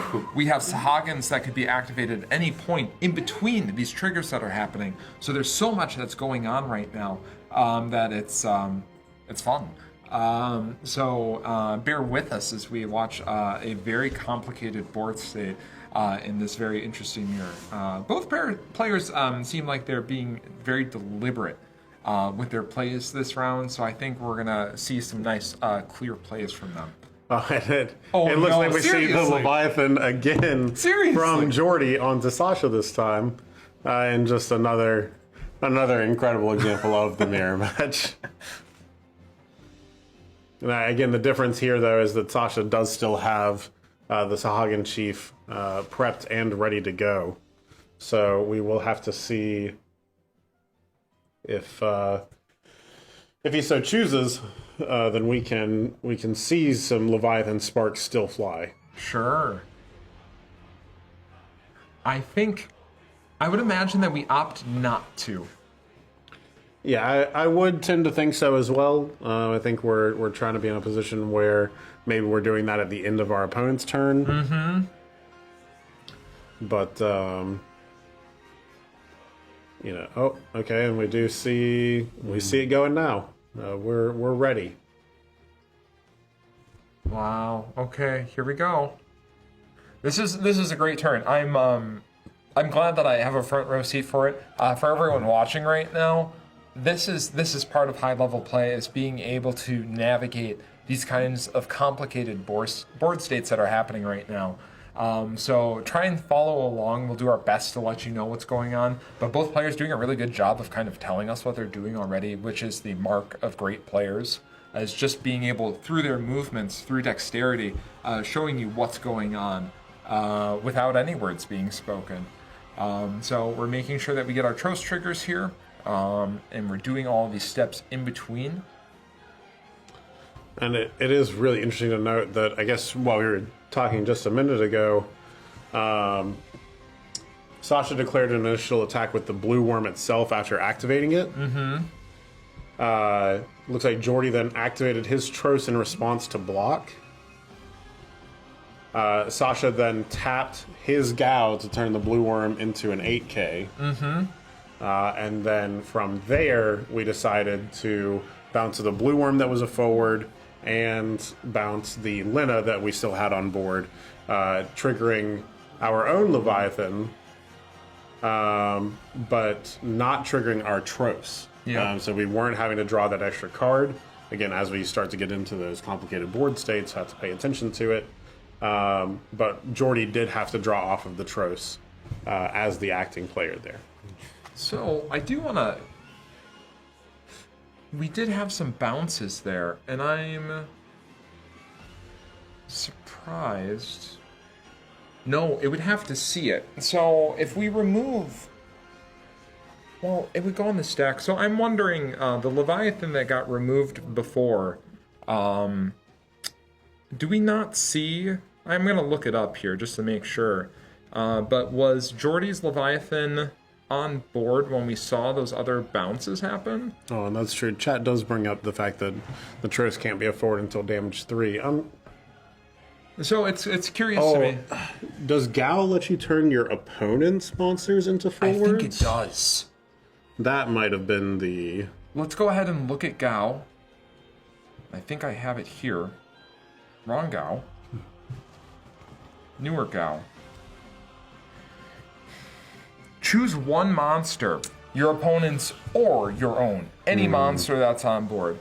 So, Gao can turn your opponent's monsters into forwards and allow them to be legal targets for cards like Leviathan's power reduction, Ash's power reduction, any number of pieces of removal or cards that would target forwards only. Gao allows you to kind of use a pseudo removal. This is very interesting, and you don't get to see it too often, but in this kind of a mirror match, in a tournament like the World Championship, this is where you see more of those plays. So even, we're trying to follow along here, and I'm just like, wait a second. Did he use the Gao on his opponent's forward? And that's exactly what happened. So that's great. What a good play. And then chat pointed out that there was a Kukulane on the opponent's Leviathan. Yeah, and that's why I wanted to make sure, because had we not used the summon to blank the opponent's Leviathan, that's where we get into that situation of like, okay, I'll reduce there, you reduce there, you reduce there, and we get this kind of board wipe scenario on both sides. But both players really showing that they're familiar with this matchup, so very impressive. Yeah, it is very clear from the way that both of them are playing that they're well versed in this mirror. Absolutely. They're making what might not appear to be the initially very obvious play, but does end up being the correct play from the result of the experience they've accumulated. 100%. And credit to both Sasha and Jordy. You see how fast they did that? They made it seamless. And as difficult as it can be sometimes to kind of make clear your intentions and your turns and your effects and everything else, they did that with no issue. And it's a point that I'll probably bring up throughout this weekend, is how impressive that is. Keep it in mind the next time you're playing Final Fantasy TCG. Try and be deliberate when you play. It's about communication. It's not just about, you're not playing a game of solitaire. You're playing a game against another human being. So being clear and being able to communicate is so important. And both of these players really showing, again, why they're here today. Look at the board state. Yeah, there's so many permanents on board here, and we're having to count them up. Looks like we are going to go for a Titus here. Trying to put a final nail in the coffin, as we do have quite a few attackers available. And I think, Sasha being able to be the player that plays the Titus first has a lot to do with the fact that he's seen 2 Sahagin Chiefs versus Jordy's no Sahagin Chief. Sahagin Chief is such a critical card in Mono Water that you have to see it. And if you see 2 before your opponent in a mirror, I don't think it's surprising that Sasha seems to be in the more commanding position here. Mind you, Jordy's not out of the game. It's just Sasha's board state is much better right now. And we've taken away the Lena that was there, putting that on the bottom of the deck. Just keeping Jordy further away from triggering his own Leviathan out of the break zone there. Sasha attacking with the Leviathan Lord of the World first, trying to dodge any potential ashes that are going to come off, but then only choosing to attack with the Leviathan Lord of the World. Oh, and we must have activated the blue worm to activate our Titus, because we need a number of forwards and backups. It does not count monsters, but we use those blue worms and we activate them simply for the fact that we need them online for the Titus effect. Thank you, Judge Steph. Yeah. Again, we'll see that throughout the weekend too, I'm sure. We do see another blue worm come out from Jordy, starting to build those permanents back up after he had to kind of rattle a few of them off with the witch very early in the game. We still have this Luso, who's really been a champion and has stuck around for quite a while. He really has. He really, his only job was to get that Astrologian early on in the game. But he's been a champ. He's been hanging out. He hasn't been dealing a ton of damage or doing too much, but simply existing. Seriously, we're laughing about it, but just being forward on board isn't irrelevant at all. He's just been the, I guess, least valuable target as Sasha's been going through and using effects like power reduction from Leviathan Lord of the World, or using Titus to tuck forwards away. Luso's he's done his job already. But hey, for Jordy, it might be extra points of damage later on in the game. It certainly could be. The fact that the body size whenever you're dealing damage doesn't matter. It's just the fact that you're dealing 1 if that card turns sideways and connects. Yep. It does not matter if your power is 1,000 or 20,000, like the new Warrior of Light promo. Absolutely. The largest printed power. on a very cool-looking card, a card that many of the players here, all of the players here, have been able to get their hands on. But it does not matter. They can still deal a point of damage. We do see another Leo come down. This is going to be enough to shut off Jordy's own Titus. Because he had the Luso, and then I believe he's Leo'd twice. Yeah. So we are off of that for the rest of the game as a method to kind of counteract the Titus that Sasha played out himself. Let's see now. We do have this... we had the Luso in hand, thinking about it a little bit, but not able to send him sideways to connect here. The Titus was still up as a blocker. Yeah. So the Ash coming down and not targeting the Leviathan Lord of the World was intentional. What Jordy's trying to do here is he's trying to put Sasha in a position where Sasha wants to use the Sahagin Chief to start getting those triggers from Leviathan Lord of the World. But what Jordy has now is Jordy has Witch of the Fens. So when ideally in Jordy's world,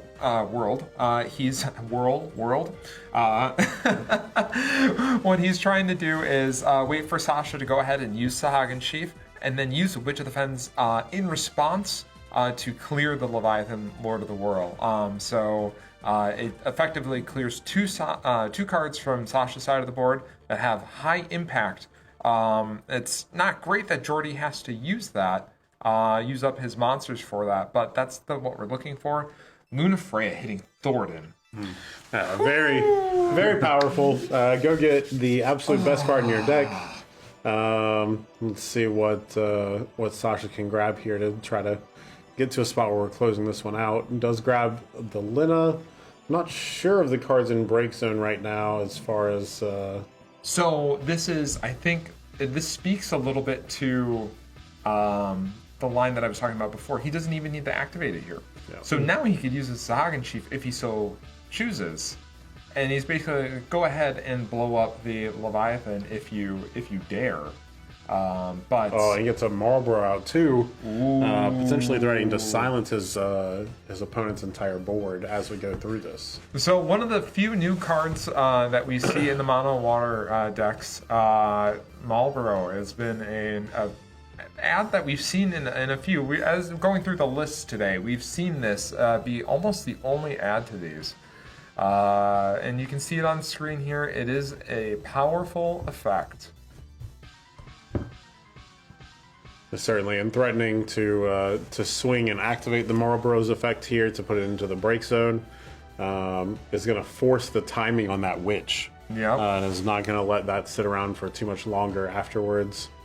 We do see, we see Sasha's own Witch, which is going to minus 7k something by removing the Marlborough, and then also trigger the Marlborough's effect, minus 3k, and silence the board. And here we go. We start burning through all of our monsters, going back and forth.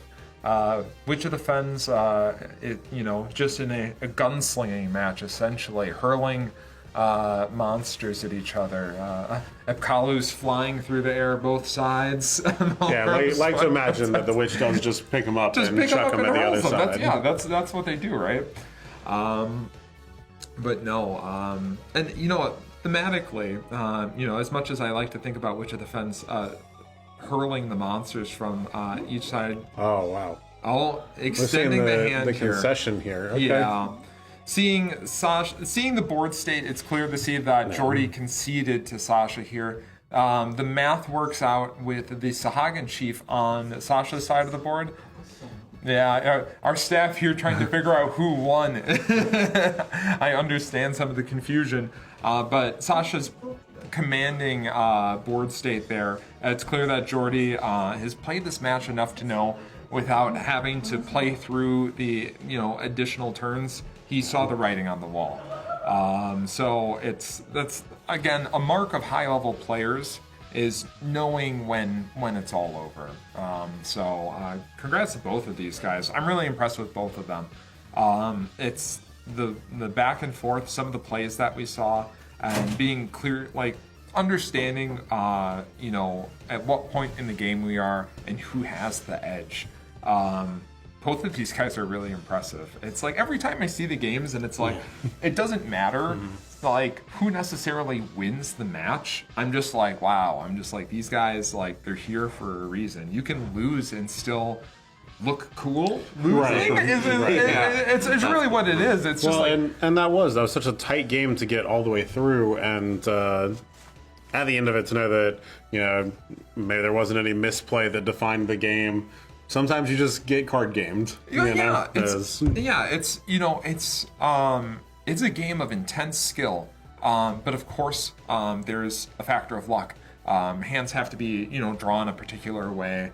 You know, your opponent can draw very well. You can draw very poorly, but what's impressive is navigating the game regardless of the situation, playing clearly and concisely, and doing the best with the given board states that you have available to you. So, I mean, wow, I'm super impressed with both of those guys. So, that one took, like we mentioned, these games take a little bit longer, and I think that's a theme that we're gonna see going on. But we do have our time for the next round. It's looking like in 7 minutes. in about 7 minutes.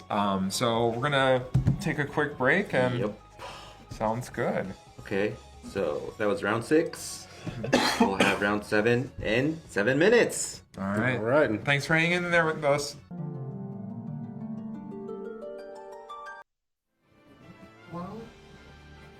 And welcome back to the World Championships 2024 of Final Fantasy Trading Card Game.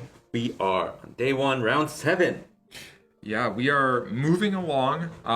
We at this point, we do finally have one undefeated player. Yep. Alex Hancock's absolutely has made it back through again. Are you surprised? I'm not 2 surprised. World Championships is not enough. We're on the quest for a 3rd, and he will not be stopped in Swiss. Yeah, he certainly is making his way through. Yeah, he is guaranteed. We will be seeing him tomorrow for the top 8 cut. So he is 100% locked in. You will be seeing the returning champion going into top 8 tomorrow. We do still have a couple more rounds to go to figure out where he ends up in the final standings, of course. But he is locked in, and we will be looking forward to seeing him tomorrow. However, we do have an exciting match. We have Tori K, the most recent North American champion, going against Fujikawa. And I'm not sure where Fujikawa qualified. I know there was a series of tournaments, the Master Series in Japan. There's a lot of different ways to get qualified, but clearly he is a strong player, and he's here to game. Up towards the top of the table here so far. And looks like we've got a little bit different flavor than the last couple rounds. We've got Knights versus Magisa coming at you.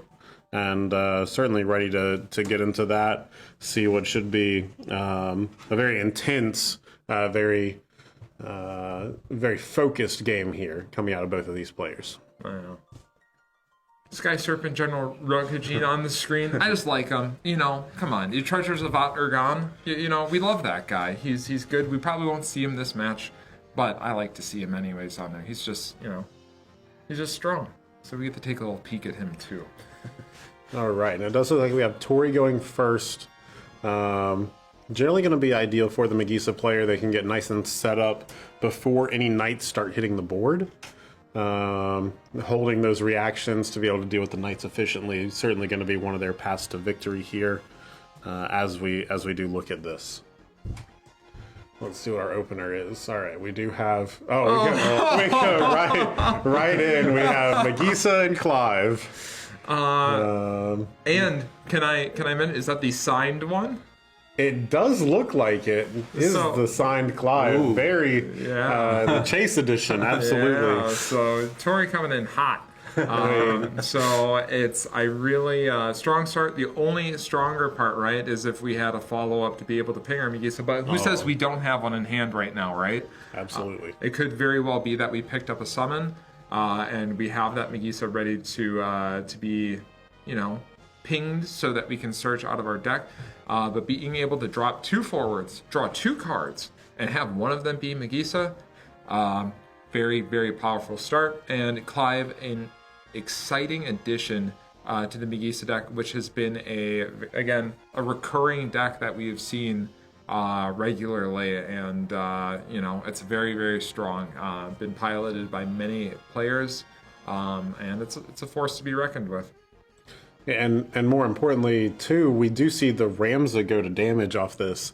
Ramza generally one of the better ways that a Knight player can respond to a Megisa, having the ability to tap and destroy the Megisa while also dealing damage. Ends up being very strong into the kind of interaction they have to play. But Ramza isn't doing anything from over in the damage zone. We're just with Corilla, and we're fetching our own Ramza. Let's see what else we get here. Depending on Steiner, maybe just as a throwaway. Well, depending on what we like here, we potentially could line up just going into the Ramza immediately. So as a response, when Tori goes ahead and he tries to ping his Megisa, we'll be able to use the Ramza effect potentially to clear the Megisa before that damage resolves and before we stopping the search essentially. It certainly is risky, because if he does have any way to ping the Megisa for enough damage, then we're almost certainly seeing some sort of an Axstar come out of the deck to dull freeze the Knights down, or any of the other myriad ways that they can just kill one of the Knight members. In addition, with the Clive there, we can't just focus on the Megisa. I know. It's so we're talking about this line, and it's like, okay, fine, let's answer the Megisa. That seems to be historically with this deck. We're most concerned with the Megisa, but let's say that we do that. Okay, well, we're gonna have enough crystal points on the follow-up turn, and Clive is gonna be able to prime into Ifrit, and then we're gonna be able to start clearing out. Ramza's gone, Garland's gone. We can leave the Corilla up. Ifrit can still attack into Corilla. Like normally, Absolutely. Corilla acts as this 9k wall that we can't get over. Ifrit's 10k, doesn't care. So what Fujikawa would have to do, potentially, and I think that's why he was looking at the Corilla on the Gawain search, is he's like, well, maybe I'm gonna block with the Corilla on the Ifrit swing, and then it allows me to replay Corilla from hand, maybe finally get like a Laswell, which is what we would really, really hope to see. But yeah. I think, you're having to debate between these targets here. I think you have to take care of the Clive.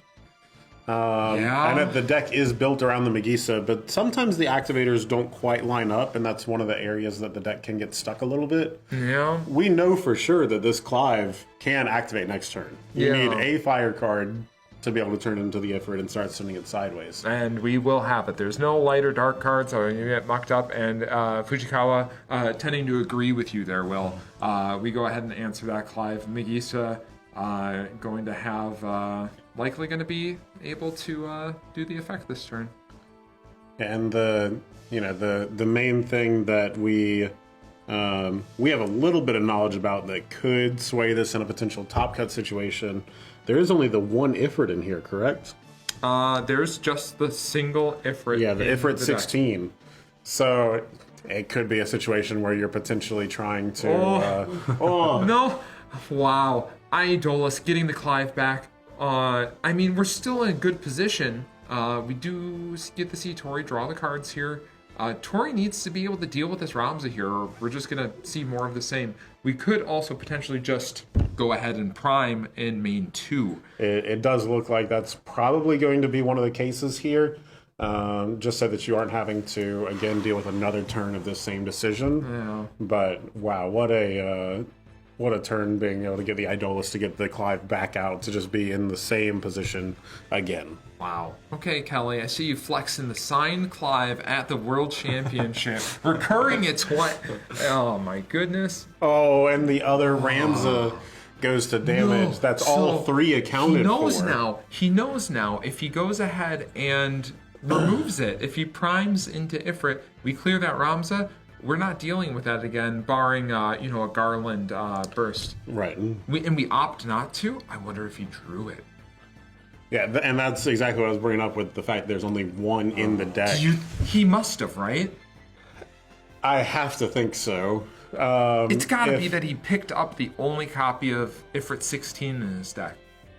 If he didn't and was still just trying to make his opponent force this choice, you do have the ping for Magisa ready on board in the form of the Idolus. Sure. So you are able to threaten that way, and you do still have the Clive available.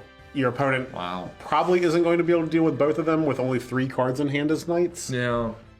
It would take playing 2 knights off of those 3 cards somehow. And you do have a Gawain already on the board, so it's really shutting down those options. But, really, I think it very well could have been that he drew the final Ifrit, or the only Ifrit. There's a reason they put this guy on the cover of the box. Clive is a very strong card. They were very deliberate. We were waiting a long time to get Final Fantasy 16 cards, and they gave Clive an effect fitting his leading role in Final Fantasy 16. And we have this beautiful full art signed version that we can appreciate on the graphic here, but also on Tori's side of the board, and it has been presenting quite an issue for Fujikawa. So it looks like we have to say, it looks like we're looking at our limit break deck here, potentially looking at maybe a freeze of the Clive, and then dealing with the Magisa on the side. That's one of the potential ways out here a little bit. Regardless of the Clive being frozen, it can still prime next turn. Not being able to attack is certainly a little bit worse on that end, but you do have to be able to get rid of this Ramza. Otherwise, it's just going to continue to eat your forwards every turn while getting closer and closer to that game-winning clock. Yeah, and it's good. I like that we're taking the time here to kind of carefully think out the turn. It's been only a few turns. Charlotte at damage 3 is just another way that this Magisa is going to continue to get kind of shut down here now. Now at this point, you surely take care of the Clive. You definitely 100% take care of the Clive. Get rid of Clive, please. That was assigning the damage from the Garland. Sure.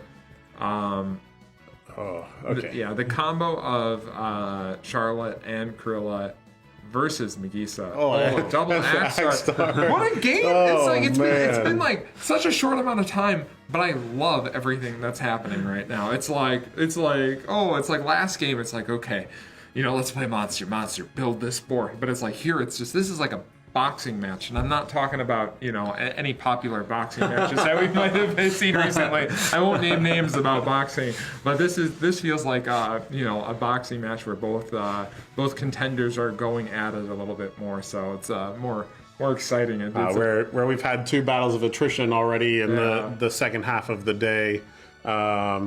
We certainly have not had any sort of attrition going on here. This is punches to the chin on both sides, and we're seeing who stands up at the end of the fight. Chat mentioning if we have Ifrit in hand, it's a clear way to deal with the Charlotte, which is very good. I wouldn't hate seeing that if I was Tori right now. So let's see what we have in hand, and let's see if we kind of read that last turn correctly, because I was sure that we were going to see the prime happen last turn. I really felt like it was coming last turn as well, but in looking at the hand, I don't know that I can see it. I see an Alphino here. Looks like another backup. It looked like a Meath and an Alphinaut, and some mystery cards. So I think maybe deciding if we want to curve into something or if we want to hold that Idolus up. And one of the things we have to look at here is potentially you have to Vincent to remove the Charlotte. You're going to have to deal 9k in a single instance here. And it just it feels pretty bad by removing your backup as well, which is currently your way to deal with the Megisa. But we do see Tyvis come out. Certainly a very strong card against a lot of the Knight game plan. Yeah. Is this going to be our third Axstar? I think it should be. It is going to at least dull freeze them down, give you a little bit of a reprieve from some of these. Is he second guessing? Let's see how the judge staff. Okay. Oh, he's allowing him. So Tori did ask if it was okay if he changed his mind. Grabbing the Axstar, placing it on the table, and then rethinking. So Fujikawa appearing to be kind enough to let Tori kind of roll that back a little bit. And we're gonna roll it back again. Okay, so Tori deciding, I can see him laughing on the screen. The ward wasn't gonna accomplish anything on the board state here, and I think Tori remembered that as he picked it up there. The Japanese player showing sportsmanship there, allowing Tori to be able to do that. Going for the cut here, and this is gonna play very well with that Alphinaud that we still have in hand. I actually don't know that we do. I think we discarded the Alphinaud as part of the Tyvis. Oh, it was we have Yuzuki. Okay. So we are going to direct the Axstar ping onto the Charlotte. It will not do any damage, but the Megisa was already in the process of attacking when the Dull Freeze came out. It will finish that attack. And then now we are presenting a little bit of a threat here. We have 3 attackers from the side of Tori. Two attackers. Two, yeah. So with barring the potential for the Fire Lightning Yashola to come out. Or the second copy of Clive, right? Oh, absolutely. So we could see Clive again. We could see Yashola. So there's a couple of ways, or a few ways that Tori could end the game next turn. But we'll see. If barring that, we'll probably see Tori try and play another 3-drop so that Axstar can get to that 9k threshold for the Charlotte. And then we still need to deal with that Ramza though. It is going to still be tough to figure out a way to get through. But I think at this point, even if you're dealing with just the Charlotte, you do still have the 2 attackers going in. Putting Fujikawa at damage 6, that kind of limits your ability to tap 4 knights to deal with a forward from the Ramza. You have to hold up blockers for the cards swinging in sideways at you. So it's but there's despite Fujikawa being at 4 damage, it's still, there's some decisive plays that need to be made before I feel like it's like, oh, Tori definitely has this. I like Tori's board state, but it's not over yet. Yeah, we do see the Yuzuki here as the Kuja coming down with an ice card in hand is going to help kind of slow this down continually, helping to stop that Axstar from dealing that 9k on swing. Just another level of complexity that we're going to add to this board state as we try to work through the final couple turns of this game here. Yeah. So even if we play that another 3-drop and we get to that 9k threshold, Kuja says, well, let's chill out, right? No pun intended, being an ice card. But Kuja's going to put a little bit of damper on that. So great play from Fujikawa on that one. Take a look at the rest of his LB on here. Pretty standard. We do just see the 1 copy of Kuja there. The Beatrix being the more recent add to the LB. We do see the Mott making an appearance here as well. Something that I know people started out with in Knights a lot of the time. Something that could very well impact the course of this game. Here it's insane, right? Absolutely. Very, very good here. We'll have to see if that does make its appearance as we kind of lead into the final little bit here. I see 1 Delita in damage. But I do not see any in the break zone itself, so it's certainly still live. Yeah, we did fail to mention before too.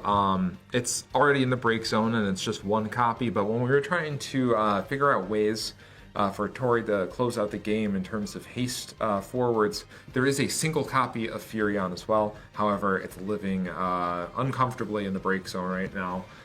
So just Tori does have quite a few ways to kind of suddenly and swiftly bring games to an end with his version of Nagisa. So still working. You see the card starting to rub around in the hand a little bit. Looks like a Yuzuki and a Minwoo FFBE. Yep. Unfortunately, not the two strongest contributors to the current state of the game. But certainly ones that we are going to have to keep in mind for the following turn here. It looks like we do attempt to pass. We see Fujikawa tapping down the Axe Star. Yuzuki is going to come in for a point of damage still. Wow. And is this... Imagine Delita in his hand right now. Well, we don't even have to imagine Delita. He just has 6 attackers. Well, he has 6 attackers, but I mean, like, it's just a lack of, because, what do we have in terms of burst? Nothing? Well, everything that's going to be a burst has to target the Charlotte.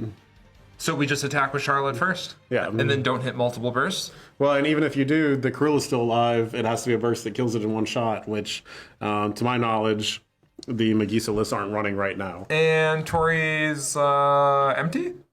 I believe he has the 2 cards in hand, the Minwoo and the Yuzuki that we mentioned. Oh, he might be dead. Okay. It does look like this could be the final curtain here. There might be something that we've missed as we go through, but I don't think so. Some copies of Meath that maybe we could discard the Yuzuki for to search. Potentially, but I still don't even see the card we're getting to our hand here. I'm with you, Will. We do have to see if Fujikawa will read the situation correctly. Sometimes as the knight player, you can get a little bit stun locked into, oh, I have Ramza and 4 knights. I have to tap my guys to kill one of my opponent's forwards. Let's see if he's brave. Be brave, Fujikawa. I think that's the biggest part. Is look at him. I think this is what it is. It's you are so focused on what could my opponent possibly have that would ruin what's happening right now. And did he go to main 2? Oh, it looks like he did. Yeah. Maybe he feels safer because I still think he's okay to do this. And maybe that's what it was. He said, I could have closed the game out this turn, but I'm okay waiting, even if there's no like scenario where him waiting another turn in his mind. He's like, I don't lose next turn if I leave everything up. And he saw more scenarios where, despite having a winning board state, he saw more scenarios where he would lose if he attacks than if he would follow this line and close it out next turn. So this happens a lot, though, in TCGs where it's like you have the winning board state, but you don't want to risk it all, especially not when we're getting so close to these breakers and you really want to make day 2. You want to make top 8 of the World Championship, right? So Fujikawa's he's going through it. So I don't... from this perspective, we have extra knowledge that Fujikawa doesn't. It's easy for us to say that, just attack, you're fine. I have the deck list in front of me. I can see the cards in Tori's hand. Fujikawa can't. So now we're going to see how this is going to play out. We do see a Vincent come down. This is going to be able to deal the 9k to deal with the Charlotte. Which is going to be the start of us trying to mount a comeback here. So we do see that happen. We have to sacrifice our own backup to do it, which again is kind of the ping that we had for Magisa on board. But that all being said, we are still in a little bit of a position here to make something happen. If we can attempt to bait Fujikawa into trying to use the Ramza ability, then we can really get to a spot where we are just trying to close this out on the final instances here. But I think Tori knows, and he's going for damage breakers here. yeah, and he's swinging in with a party attack with the Megisa and the Yuzuki.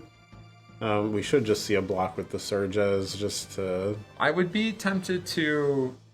You could even block with the Ramza and try to, in response to the block, also tap all 4 knights to kill the Yuzuki and then kill the Megisa from the block. And he has a... Is it a Japanese copy? Oh, that's kind of him. Yeah. So just opting the block and not use the Ramza ability. Yeah. I would say, again, potentially we could have just taken the damage too. It does still get to be a little bit scary whenever we're taking the damage here. Going to 6. Again, we mentioned the blind deck list earlier. You just don't know. Yeah, so discarding both cards in hand for another LP. It'll be Zach. Zach just presenting another body to get in the way here. And I think we will likely, in the main 2, before we move to end, we will likely see the Ramza effect on the Vincent. Yeah. See a point of damage. No burst, just Hedgehog Pie, and I think this is going to be... right? Yeah, I think so, but the terrible reality of it is we're actually probably in a worse spot to go for it here because the Charlotte isn't around anymore. Yep. But we're doing it anyways, and I think we're going to be rewarded. I think we will. Wow. It would have taken a couple bursts to change that. But... the relief on Fujikawa's face. Yes, absolutely. I think both of those guys knew. I think Fujikawa probably realizing after seeing those discards, he's like, I could have had it a turn earlier. I could have done it. I was safe. And it was scary going into the last one. I think we see Tori, he just brought the Ifrit out of his deck. I think he realizes now that on that turn, he should have played the Ifrit from hand to deal with the Rams. Again, there's absolutely zero criticism I ever have when I'm going through and talking about these lines that players, like, maybe they will take this line, but I'm not behind the table. They are. And it's a different world. I have deck lists, I have information, I have everything. So, yeah, absolutely. So, well played by both of these guys. Wow. Very close. Yeah, round 7. We've got one more to get through. That was that certainly was exhilarating. That one woke me up. got us excited for the final round here. We'll see. Maybe we can try to work on some standings between now and then, so we know going into the final round. That would be great. 5 wins for Fujikawa. 5 for Fujikawa. Okay. So Fujikawa still needs to. Still needs to win the final round. Yeah. It does mean that is probably it for Tori. Yeah. In that, but hopefully we will get that final game here. Really excited to see who makes up our top 8 tomorrow and who we can go home and study their decks and bring some good points to you tomorrow. Yeah, I know. It's everyone's going to be racking their brains even after this is all done. But hopefully they can get through this last round strong, and we'll have the strong top 8 who will be one of them. So 7 of them will be some of the strongest players in the world. One of them will be the strongest player in the world. So we're excited to finally get that out. But we still, we'll work through that when we get to. We'll wrap up round 7. We'll get to round 8 and take a little bit of break right now. We'll be back in about 20 minutes. 20 minutes. Thank you guys.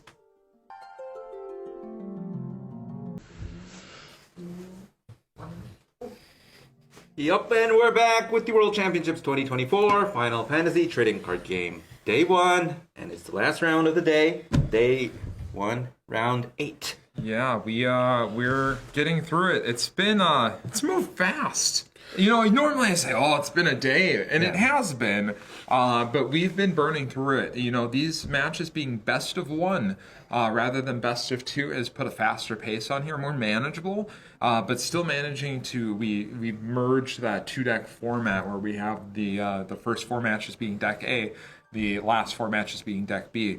So we've been chugging along, and now we've been chugging along, and now we're hitting a dead sprint for our final match. Looks like we are going to have Chris Lopez and Show S coming to you. This is a win and in. Yes. We can change over to it. And we're getting ready for a Turbo Chaos Mirror match. Trying to close out the day here. On a quick note, let's see. Between the two lists, it looks like we do have quite a few differences here. They have both gone for what looks to be the Water Lightning kind of pairing here for the Chaoses. But we're really going to have to see. There's quite a few different tech choices that we're going to have to see. So immediately we're going to get right into it. Show playing a Roche for free, attacking, getting right into the damage zone. And then looks like we're going to Warp an Estinian. Judge Staff is providing a die there to represent that. Oh man, I love Roche, and I love that we are seeing this version of the deck. Clearly, this speaks a lot. I won't give away any information about their deck A's here, but because we're seeing these Water Lightning variants, it says a lot about what their deck A must have been as well. Chris going right into it. Yeah, we do. He plays the 4 CP Chaos, and then uses the special ability, causing him to mill the top 10 cards of his deck. This is going to put all those into the break zone, potentially provide some fuel for the first ability that Chaos has whenever it ETBs. In the process of milling those 10 cards, he does hit a Raijin. Raijin, whenever it is milled from your deck straight into the break zone, triggers an ability that gets it onto the field. And then we see the same thing with the Fujin following it up. So we immediately have 3 forwards on board. 2 of them have haste, and we have dealt 2 points of damage to our opponent. Now we get the chance to go through, and we get to remove a total of 5 monsters plus copies of Chaos. And from that, we're going to be able to make our opponent discard 2 cards, also break one of their forwards. And the combination of all of this happens with a very specific build of the deck. It's pretty fragile, but it is immensely powerful when it does work. Yeah. And as good as Roche is, and as much as I talked about, enjoying seeing it and seeing it be played, it does give us that forward, that we get that extra value out of Chaos. So a lot of the times we're just doing it and we just get, I say just, it's incredibly powerful. We're getting that discard effect, but we are also getting that forward as well since he played the Roche on there. But here comes Estinian. Off of Warp, so we get all of that nice text that's on there. So until the end of the turn, he gains Brave, and he can attack twice. As he's attacking, he's becoming 10k bigger each swing. So he is currently a 28,000 power forward, which is a number you don't often see in Final Fantasy TCG. So getting in those points of damage, and we talked about how the last round was a boxing match. We are in another boxing match. This is exactly what it is. But Show, despite being on the Chaos build, not seeing the Chaos, a little painful. Versus Chris having the Raijin and Fujin with the Chaos right away. Yeah, we do see the cloud come down, take care of the Fujin. Fujin does provide first strike as long as you have 10 cards or more in your break zone. So taking care of that is going to make the Raijin a little bit softer target. Raijin, of course, providing haste if you have the 10 cards. But since they've already been on the board a turn, the haste is no longer the important side of the equation. And it looks like, if I saw it correctly, Chris may have picked up his third copy of Fujin in hand. So we see 2 in the break zone right now, but we did pick up that last copy. So I think we're going to be seeing that come down right now. Wow. It's going to mill 2. We're not super concerned with what those mills are at this point. We have 2 9K first strikers, and we're going to have to start seeing either some blocks or some trades come in here. Little set, an interesting ad. But we are at a damage threshold here where we have to start blocking regardless. So Estinian not doing too much for us, and I have a feeling one way or the other this game is going to be over probably in the next 5 minutes. Yeah, I would say 5 minutes is certainly a great estimate there. Yeah, we do. We have 3 attackers on board. The Estinian can no longer attack itself because we do have 10, 11, 12. So if we do pick up Chaos off the top, it looks like Chris is showing that he has enough cards in deck to be able to do a Chaos special. If, however, we won't have enough. Oh, we didn't attack with the Estinian, so he left open the opportunity to be able to use the Chaos special here. If he had attacked with the but then he doesn't have the blockers, right? Right. It's just it's just difficult. And Spectral Keeper is going to dole one of these blockers out of the way. Yeah, I think... The game is over.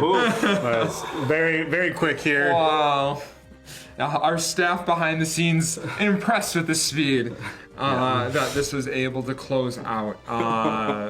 Well played by Chris, well drawn by Chris. Show probably cursing Chaos not only for dealing so much damage to himself, but not appearing on his side of the field. Chris L will be likely be one of our players in top 8 that we'll see tomorrow. Yeah, absolutely. This does get him to the X&2 record required. We will have to see exactly how the standings finish up. Of course, it's not a promise, but we do have to see the standings. And with the sprint that we just embarked on as a team here, we have several more games still ongoing. Yes. Unfortunately, we're not going to be able to get you the final standings live to you here. We would have to fill 30 minutes of time as we wait for those to be finalized and then double checked, of course. Yeah, probably more. And as charismatic as my partners in crime here are, we won't be doing that today. I hope you'll forgive us for that. But we will. You should be on the lookout for the final standings, especially the top 8. I do have a little information that I was able to glean prior to entering this final matchup here. So I do know that last round, round 7, we had Eureka versus KP, with Eureka being on Mono Wind and KP being on Chaos. And normally that's a fairly terrible matchup for Mono Wind, but Eureka was able to navigate that matchup, which I think, again, standings will be forthcoming, but it likely locks in Eureka for top 8. Alex H, our 2-time world champion, ended up going to time in his last round versus his opponent. I'm not sure who his opponent was, but Alex did have a commanding board state in turn 3, and it would appear as if he would win, but he did concede to his opponent, which I think is a wise decision, because with Alex conceding that game, that means that we have no undefeated players in this entire tournament, is the way that the numbers worked out. However, I think mathematically, and I'm not a bracket master, but it could very well be that despite conceding, he could still shake out to be the top seed, depending on how his opponent's match win percentages, and of course, he would need to win his round, this round as well. So that's about as much information I was able to glean. I'm sorry it's not more. I'm sure you're rooting for your particular player at home. I do not have omniscience for this tournament this time, but we will definitely have those standings for you later online. So please be on the lookout for those, whether it be on Twitter or Facebook or other social media. So with that being said, Yep. gentlemen. Yeah. So, how was day one? How was day one? Day one was a whirlwind, and that was from over here. Yeah. I can only remember back to playing last year. It feels like every time I'd finish a game, I'd look up, we'd start our next one, and didn't really have the time to think between. Here, it's been a different story. I've been able to look at all the deck lists, really see what everybody brought today, and it's been just a great time to sit here, talk about cards, hang out with the chat here, and be able to just be present at the World Championships again. Yeah, it really is. It's always being at the first World Championship and seeing it evolve over the years has really been a pleasure. And I've spent most of my TCG career as a player, but being able to step into this role and being able to commentate and hang out with everyone online and participate in this way has been incredibly satisfying, and I'm really looking forward to coming back tomorrow and helping viewing with all of you and you guys and everyone here in determining who's going to be the world champion tomorrow. So it's been great. I've been having a great time with this. Okay, cool. So that was day one. Mm-hmm. We'll be seeing guys in 9:45 in Japan time, which is like, I don't know. Let's hold on. It's like 7. I'll do my best. 7:45 East Coast for North America tomorrow. The same time as today, I think. Yeah, 7:45, 6:45 Central. If you're Arizona area, 5:45. West Coast 4:45. So tomorrow afternoon. Yeah, my European time zones are not quite as good, so You'll I will forgive have us. to trust that you can make the final translation there. But Yeah, so please reference Tokyo time and Japan time when you're looking that up. But for North America, figure late afternoon or tomorrow night. For Europe, please forgive me, use Google. Okay, so that's about it? That's it. Okay, so see you tomorrow. absolutely. See you guys.